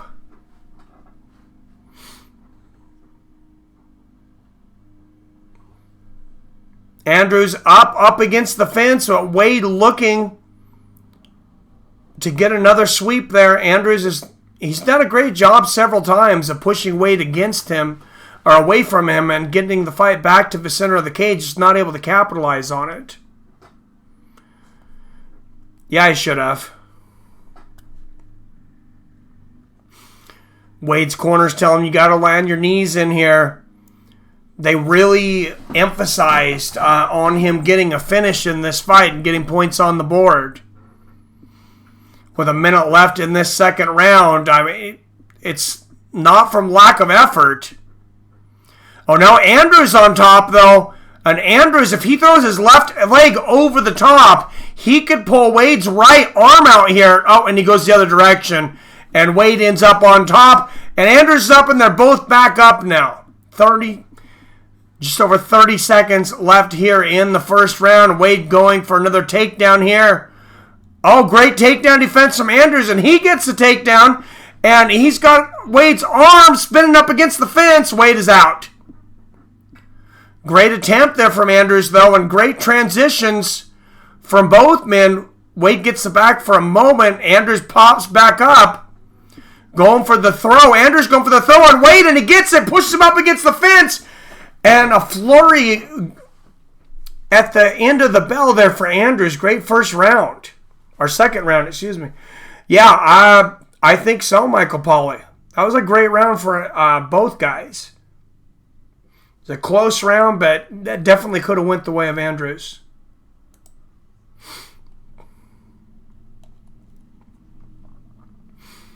All right, and 1 minute break in between. Big fighting coming up. Of course, Bellator's tournament continues here soon in a couple weeks. You got a Gracie going against Rory McDonald. If Rory McDonald's come back in and fight, does anybody not think that Rory McDonald's going to fight again? It's definitely possible that he does not fight again.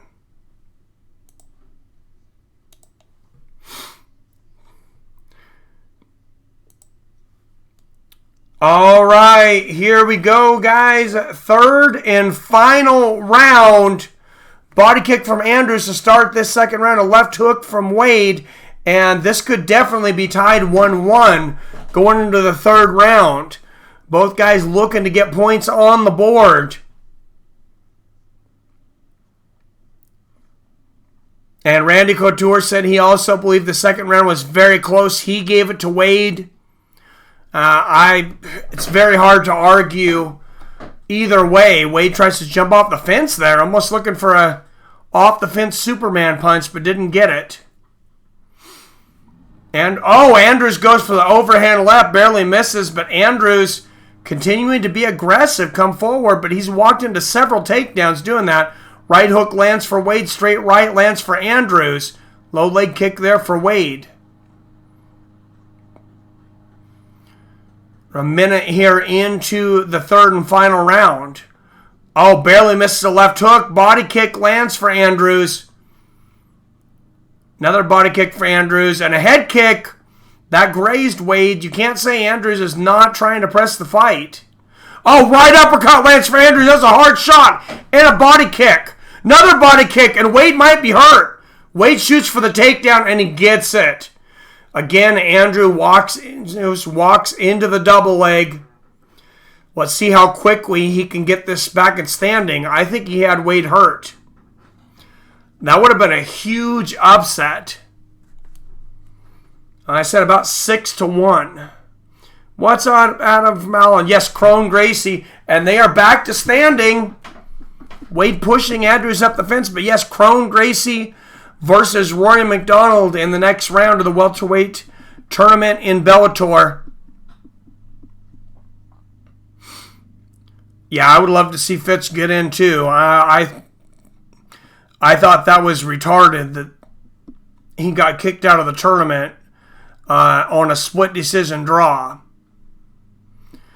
And Wade gets the takedown. He's got the back of Andrews. He's got a hook in. Oh, wow. Wade dumps him, and Wade gets the back now. Andrews had the back, but Wade now has the back. Chris Wade has never been stopped in his career. But he's stopped plenty of guys, and he's got Andrews back. He's got hooks in. He's going for a neck crank here. It's a very strong guy. He's really cranking on the... and he turns it around to the side there. And he lets go, but he still has the back, trying to go underneath the chin here. I think he might end up finishing this. He's got 2 minutes to do it. And he's got hooks in, and he's got the complete back here of Andrews. Turns him over. He's going underneath the chin. Andrews could be going to sleep here. I thought Andrews was tapping. He's almost out. Andrews has got to decide if he's going to go out or if he's going to tap here. Trying to grab the hand of Wade. This is a very tight choke, though. Andrews trying to pull the hand off. Almost no oxygen left, but he is continuing to fight this. And Andrews is out. That's one of the tightest chokes I've ever seen anyone get out of. Great escape there from Nate the Snake Andrews. Wow, I really thought that was over. Wow, yeah, I thought he had it for sure. Defending PFL featherweight champion Lance Palmer up next versus Alex Gilpin here on ESPN Plus. Oh yeah, he had it underneath the chin for quite a while. He couldn't get that second arm in there. That's the only thing that kept him. Now Andrews going for a finish. Andrews has got the back. 40 seconds left, and Andrews has hooks in. This is a reversal of roles. He's just got one hook in now. Crazy transitions in this fight. Andrews has time. He's going to have to pull something out. He's got an arm here. Oh, he's got a bad angle now, though. Both guys trying to get an extra bonus point or trying to pull out a win. This is a very close fight. And Andrews on the back here, landing ground and pound. Oh, and he's got an arm. He had the arm bar. If he had a few seconds more, I think Andrews might have had the arm bar. Maybe 2 or 3 more seconds. I think he had it. Wow. I see it for Wade too, but that was a lot closer fight than what most people expected, including me.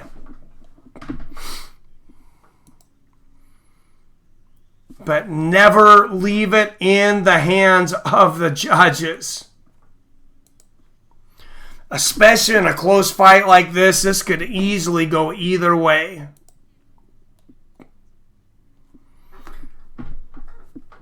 Yeah, I see it for Wade too. Does anybody see it for Andrews? Yeah, that was a good fight. I love when guys are just trading transition after transition after transition, and you can really tell, like you said earlier, the knowledge of these PFL fans, because they were not booing, they were engaged.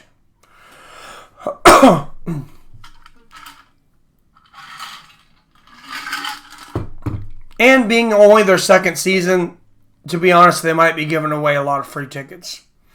I'm not sure. But the first season was pretty successful.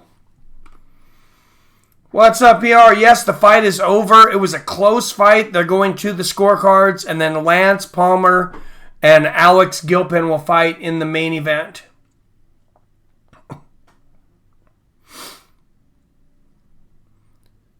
Yes, they did. Both guys definitely fought it out.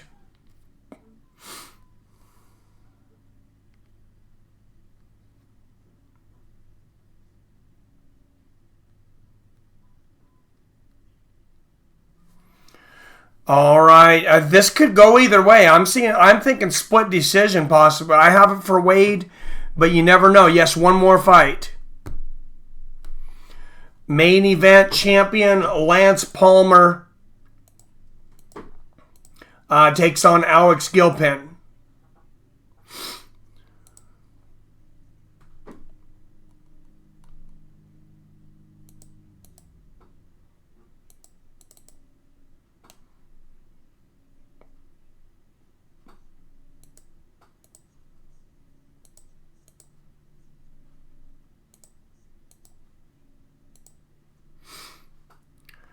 Wow, and that choke was so deep. I really thought he had Andrews for sure.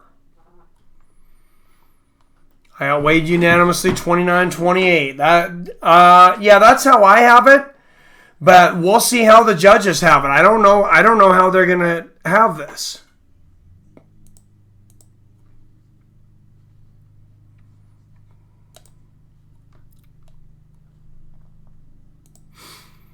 I mean, we will see.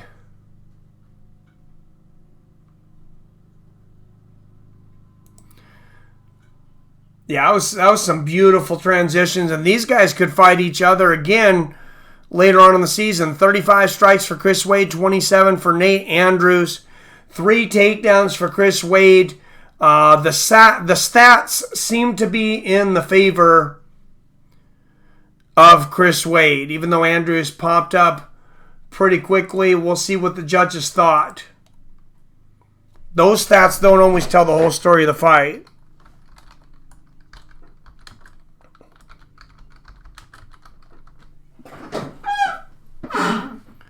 Wow, 30-27 and 2 29-28. Unanimous decision.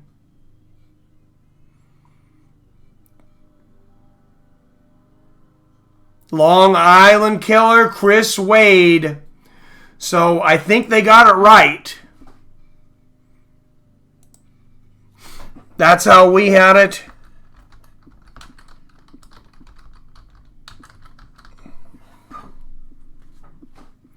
Wow, and like I said, he was very, very close to getting to the finals. A split decision away. He definitely did not want to see another decision there. But he didn't leave much doubt in the judges on this one.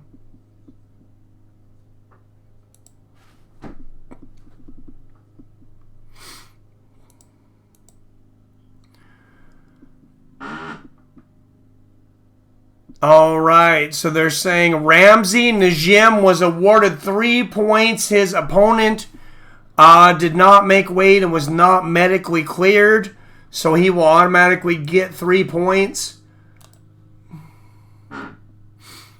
Wichita didn't show yet. Roll the dice and come up Wichita. Oh, Jesus. That's funny.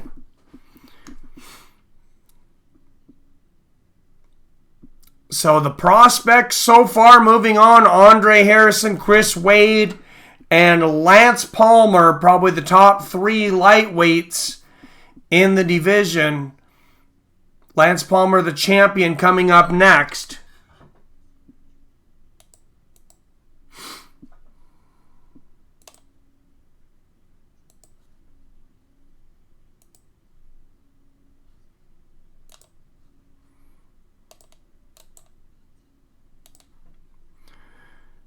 All right, guys.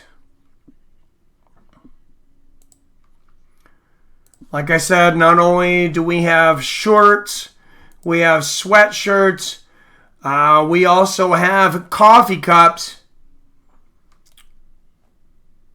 Drink your morning Joe in a Fights with Friends coffee cup, $14.99.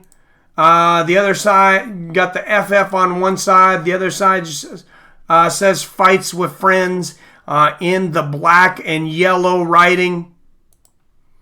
So check that out right now from Teespring. Like I said, they make beautiful stuff over there.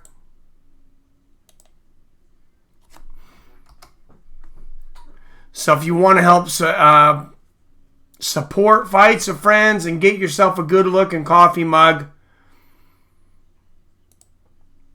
check out Teespring's work. They're doing a great job for us over there. Lance Palmer warming up there in the back. The champion. He definitely showed the least amount of emotion when he won his championship last year. He was almost emotionless in winning the $1 million. It was very strange. I don't know if there was a bit of shock, or it was just like he knew he had it the whole time. I don't know. I'm sure he was very happy to get past Andre Harrison before getting to the finals.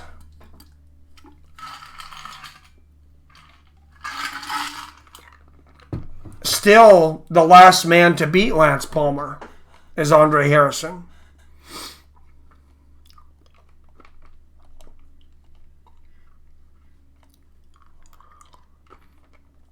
And just minutes away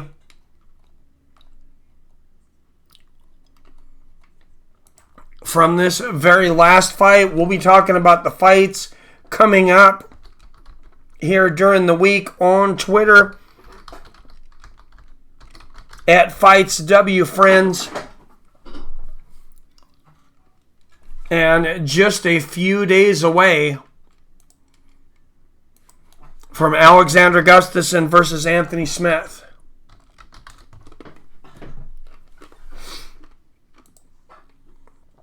I have a feeling a lot of people are spending the evening outside tonight. It's pretty nice weather here too. Maybe I'll skip tomorrow or Saturday. Just kidding. Let's get buy some UFC stock. Oh well, if they did you hear that Endeavor? Oh no, I didn't. I assumed that they probably were. Wow, that is crazy. All right, Lance Palmer, the champion, going against Alex Gilpin. Alex said he may not know it, but I am a horrible matchup for him.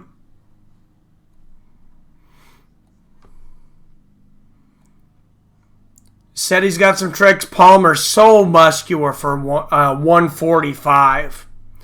And that's a lot of muscle to stack on a 145-pound frame. He's got to walk around at least 170.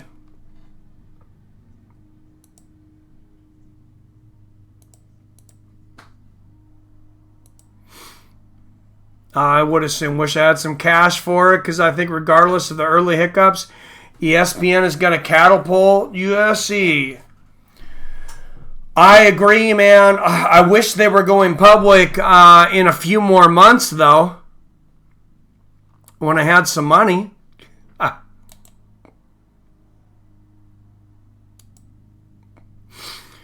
But we'll see. And they're showing Lance Palmer a little bit of a preview. Showing him working out in the background. Ohio State University native.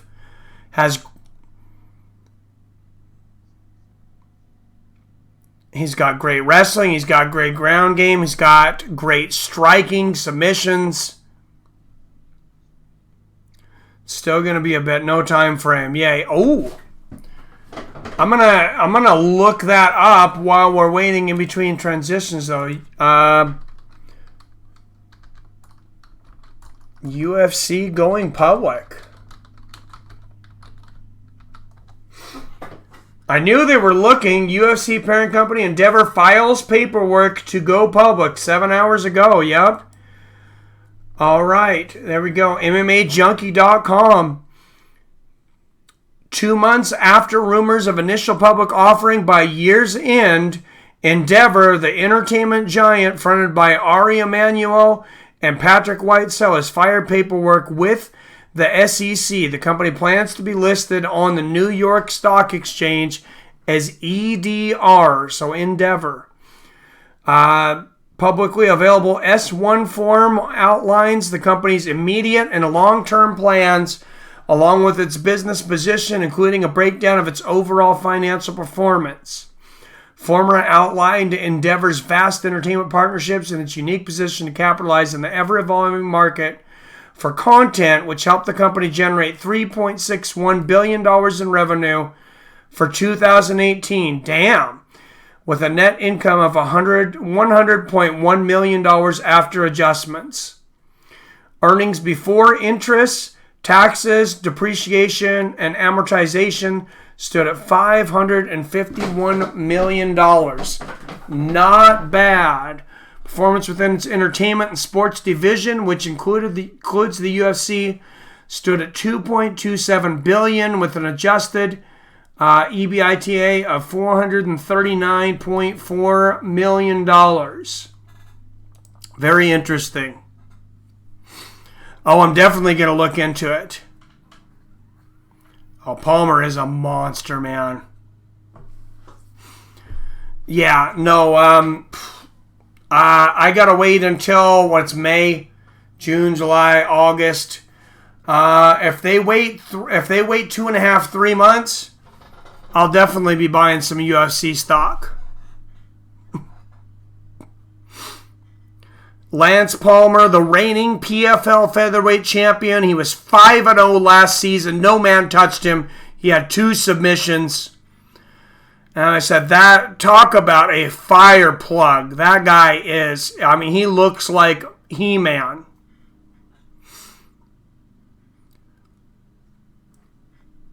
Michael and Adam, what do you think? How do you think Lance Palmer would stock up against Pitbull, the 145-pound champion over in Bellator? I think that's an interesting matchup. I was kind of surprised to not see some of the guys out of Bellator. He's got shoulder pads on. Looks like it. Damn. Alex Gilpin's won 4 of his last 5 wins by submission.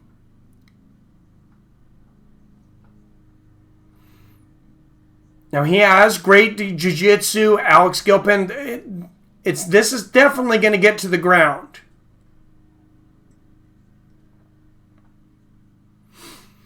Man, wouldn't that be something if I ended up getting rich off of UFC stock? I wonder what it'll go public at.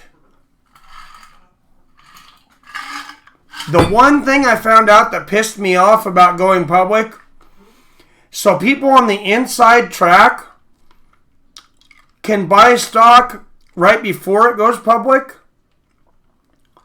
and they can buy it for about half of what it opens at a lot of times. Lance Palmer, 31 years old, 145 pounds, 5'6". Alex Gilpin, 27 years old, 5'7", but he'll have a 4-inch reach advantage, or 2-inch, excuse me. 71-inch reach for Alex Gilpin. So most things even here. 2,000 a share, Michael. Raptors won. Damn, nice. Guys are underestimating the ginger. Hey, he's got a shot. He's got jiu-jitsu. You never know. Alex Gilpin, 12-1, 3 knockouts, 6 submissions, plus 400. I mean, he's only lost once. Speaking of gingers, congratulations if you're out there to Ed Herman for the first round knockout this last week. Great guy and a friend of mine. We've been talking about maybe having him on the show. Help with some commentary or something. Ed Short Fuse Herman.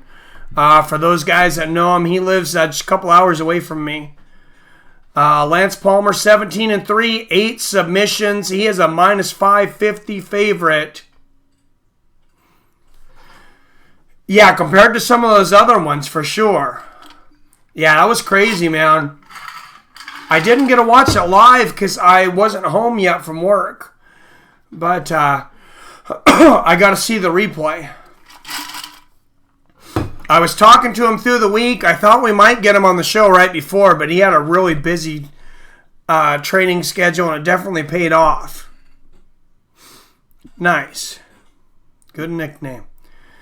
All right, I'm going to have to figure out how to upload videos to Twitter. All right, here we go. Gilpin in the green, Palmer in the black. The lightweight champion, Lance Palmer, 5-1 favorite against Alex Gilpin. Oh, Gilpin with a flurry up top. Moving forward, he's got to watch out to not walk into one of Lance Palmer's takedown defenses. I mean, God, he just looks like a bodybuilder. That's Palmer. Nice straight right for Gilpin with a left hook lands for Palmer. Good nickname, yep. I was saying Lance Palmer still has not had a knockout victory. That's interesting. That just shows with all that muscle, you can still not have the punching power. What's up, comedic genius in the house? We were wondering if you were going to come in. We were saying earlier, a couple of right hooks up top from Gilpin.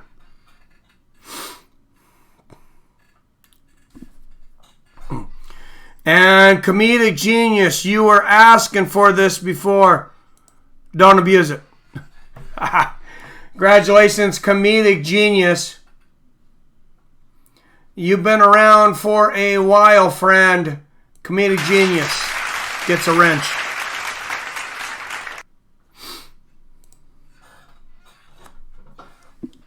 Gotta make a guest appearance for sure. Oh, and Gilpin goes for the takedown. Lance Palmer with the takedown defense there. That was surprising. Gilpin continuing to move forward. Left hook lands for Palmer. Now he gives Palmer a lot of strange looks here. Straight right and a left lands here for Gilpin. Gilpin with a great first round so far. Straight left for Palmer lands. Wouldn't this be something to watch Gilpin pull off a first round knockout? Nice left hook counter for Gilpin. And he said he was a bad matchup for Lance Palmer. And so far it looks like it. They both land body kicks at the same... Oh, Palmer lands a combination and floors Gilpin, and Gilpin is hurt. And Palmer's got his back, and he has hooks in. And just like that, Lance Palmer takes control of this fight. And he could put 6 points on the board here. Thank you, Michael Pauly. I'm going to have to figure out how to put those videos on Twitter.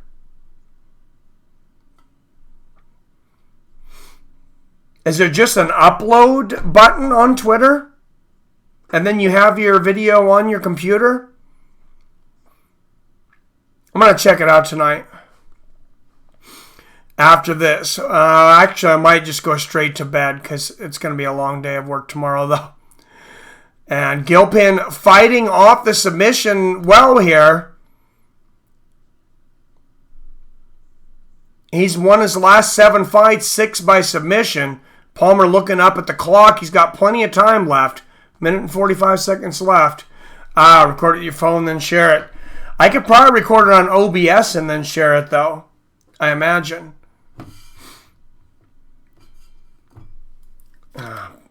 Palmer, he barely touched her. Oh, that's funny. All sorts of methods to my madness. Oh, Palmer can't get the choke here, but ends up in full mount. Great transition in the roll. Lance Palmer in total domination. Oh, and thunderous ground and pound from the huge featherweight, Lance Palmer. That's right, I said huge featherweight. I mean, he looks like some kind of superhero.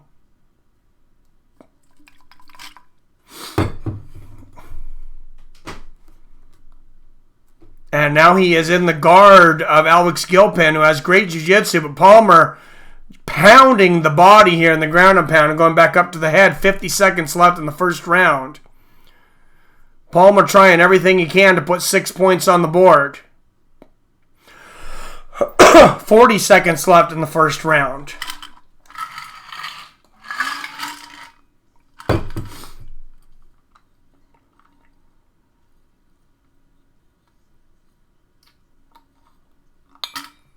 $25 seconds left.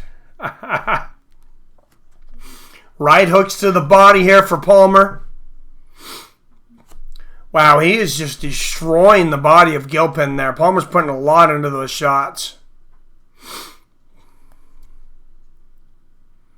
Nice right hook to the body there from Palmer. Left hooks to the body. He definitely does look like Canelo Alvarez. Good call there, Michael. All right, and a minute in between before the second round. As we were just announcing, UFC parent company Endeavor, Michael Pauly actually seen it before I did, going on the New York Stock Exchange, EDR. They filed with the SEC S1 forms to go public. That doesn't mean that they'll be approved. But it means that they're doing investigative measures. The SEC's looking into the paperwork that Endeavor has provided, and we'll see what they decide. I think they'll end up going public. I think there's just too much money to be made in the future off of the UFC. And here we go with the second round.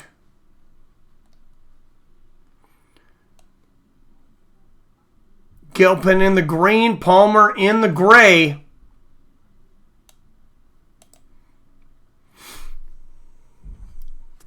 Oh, Palmer barely misses with a wild right there. Palmer moving forward this round, or Gilpin, moving forward. Nice body kick there from Palmer. Gilpin's got to be careful not to run into another one of those takedowns. Nice inside leg kick there from Gilpin. Oh, Palmer goes for the head kick, misses Palmer, of course, I guess 5-0 last season in the PFL. Had a couple of submissions to add to that. Lands another inside leg kick. Gilpin, 6 of his 12 career wins are by submission. Only 1 loss in his career. But he comes in a 5-1 underdog tonight. Straight right lands for Gilpin. Low leg kick and a left hook up top. There for Palmer. Gilpin, tremendous takedown defense. I am very impressed. Nice body kick there from Lance Palmer.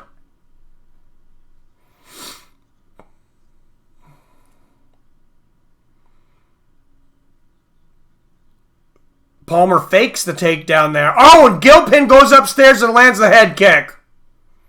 That surprised Palmer. He just touched him with it, though. Body kick there for Gilpin, and Gilpin seems to be picking up the pace. He looks like he sees something. Look for Gilpin to throw the right hand here. He's setting up Palmer for a right hand. Look at Palmer's left hand is low, and there he throws it. And Palmer gets his hand up just in time. And he throws another right hand and misses. Palmer ducks underneath and gets the takedown. I guess if I could see it coming, Palmer's seen it coming as well. And now Lance Palmer on top, tenderizing that body of Gilpin once again. All right, Mike, I've got to go spare. Oh, Jesus. I wins the extreme. Saturday, 10 a.m., Alexander Gustafsson versus Anthony Smith. That one's from over there in Europe, so we got to go early on that one. That'll be on ESPN Plus, though. I believe the entire card is ESPN Plus. Also, Volkan Ozdemir versus Ilir Latifi and Jimmy Manuwa versus Alexander Rakic. I mean, practically a light heavyweight tournament that night. 6 of the top 10 light heavyweights, I believe, in the division, or at least top 12, will be fighting on Saturday. And Palmer really raining down this ground and pound.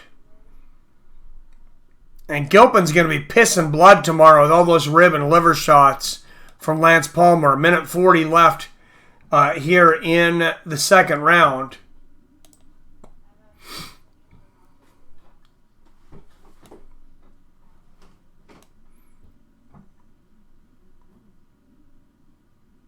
Oh, what do you mean? Oh, no, it's this Saturday. Isn't it? Oh, June 1st. Is there no UFC this week? Oh, wow. I just realized that.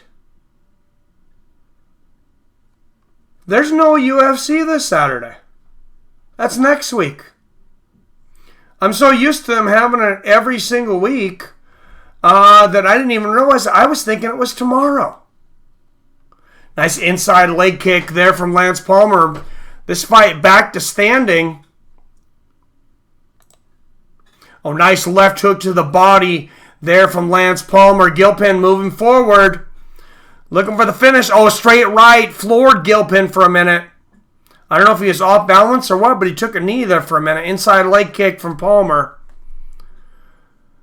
Straight right for Gilpin. Yeah, I think he's cut on the top of the forehead, or it's really red. I'm not sure if he's bleeding or not. Oh, fast hands from Palmer, especially for being so muscular. Straight left and a right hook to the body. Getting down to the final seconds of round 2 here, and Gilpin moving forward with the combination. Goes to the takedown, picks up Palmer, and slams him into the mat at the bell. Gilpin running out of time. Great ending to the round, though. 1FC Monday morning. I'm working Monday morning, though. Yeah, so no stream this week. It'll be next week, I guess. Excuse me, guys.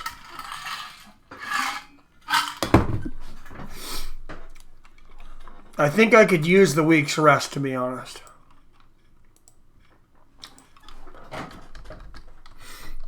So everybody enjoy Memorial Day weekend then.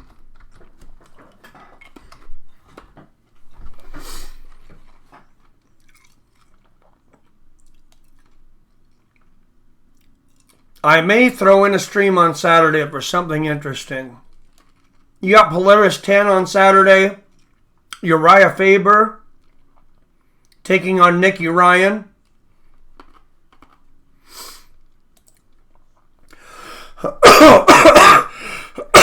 Excuse me.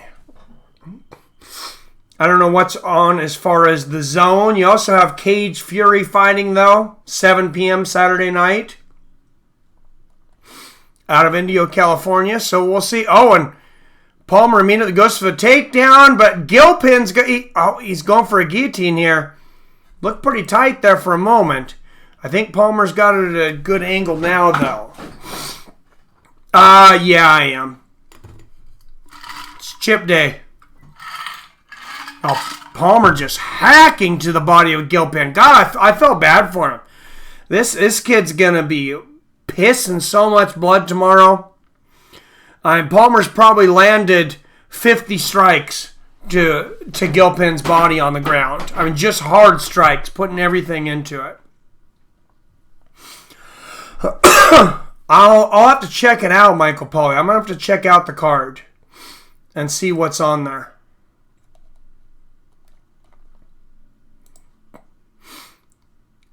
We'll check out Sure Dog. I don't know. The kids are out of town. I think I'm going to take this Saturday off. Since the UFC's taking it off, though. So, most likely. Nice right hand and left hook in the ground and pound here from Palmer. So, this will be the last stream for this week at least, probably.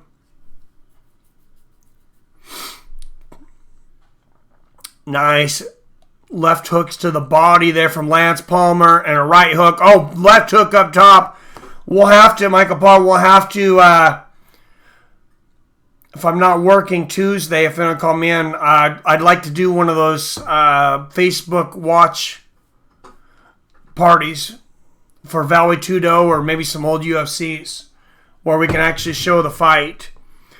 Yeah, I seen that. TKO 48 tomorrow. Yeah, so it's 10 a.m. the next week. Yeah, this is a busy week for me. I'm glad that that's next week, actually, because I was really kind of stressing out about being able to get home in time.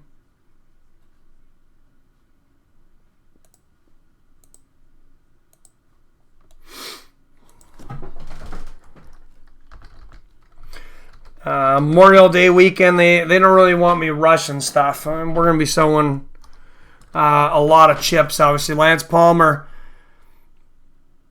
continuing to dominate in the ground and pound. 96 strikes to just 14 from Gilpin. But Gilpin on his back, where he's the most dangerous. He's got great submissions.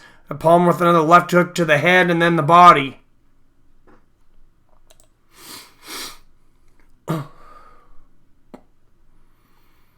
.210 left in this fight. Gilpin tries to stand up. Palmer slams him right back down.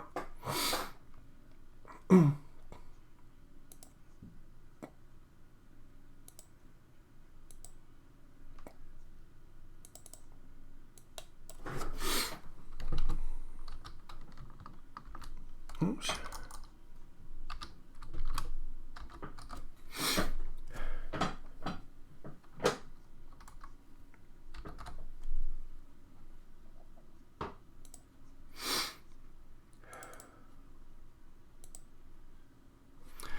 Minute and 30 left in this round.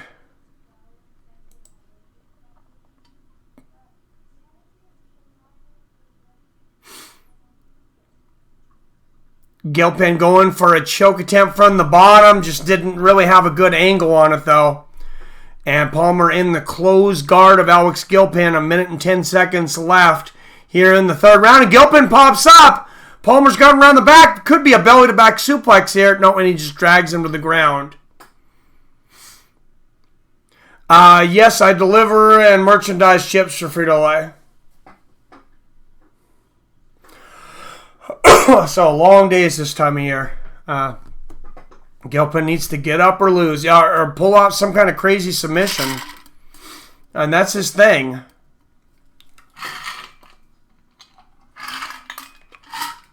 Yeah, Palmer's not letting him up, I don't think.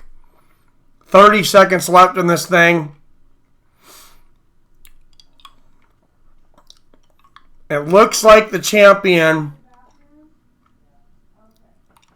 will put 3 more points on the board.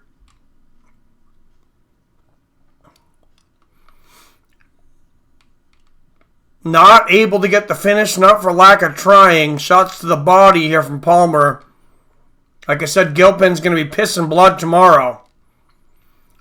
Right hook up to the head from Palmer. And another big right hand to end the fight. The two hug and talk, but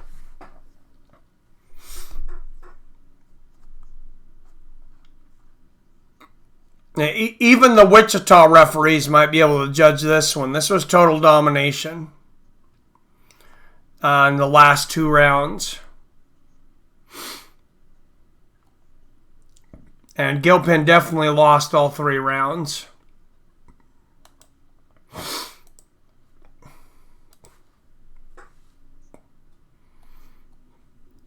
Well, that's it. All right. Thank you, Michael Pye, for coming in. Thanks for everybody for coming in. Lance Palmer will move on with 3 points. Several first-round knockouts. 6 points for a lot of people on the board. And I might post some videos and do some other things, but there'll be no live stream fights for over a week. So I'm glad I did this one. You have a good one too, Adam. All right. Thank you again, guys. As always, I love you. I respect you. And I'll see your fine asses later.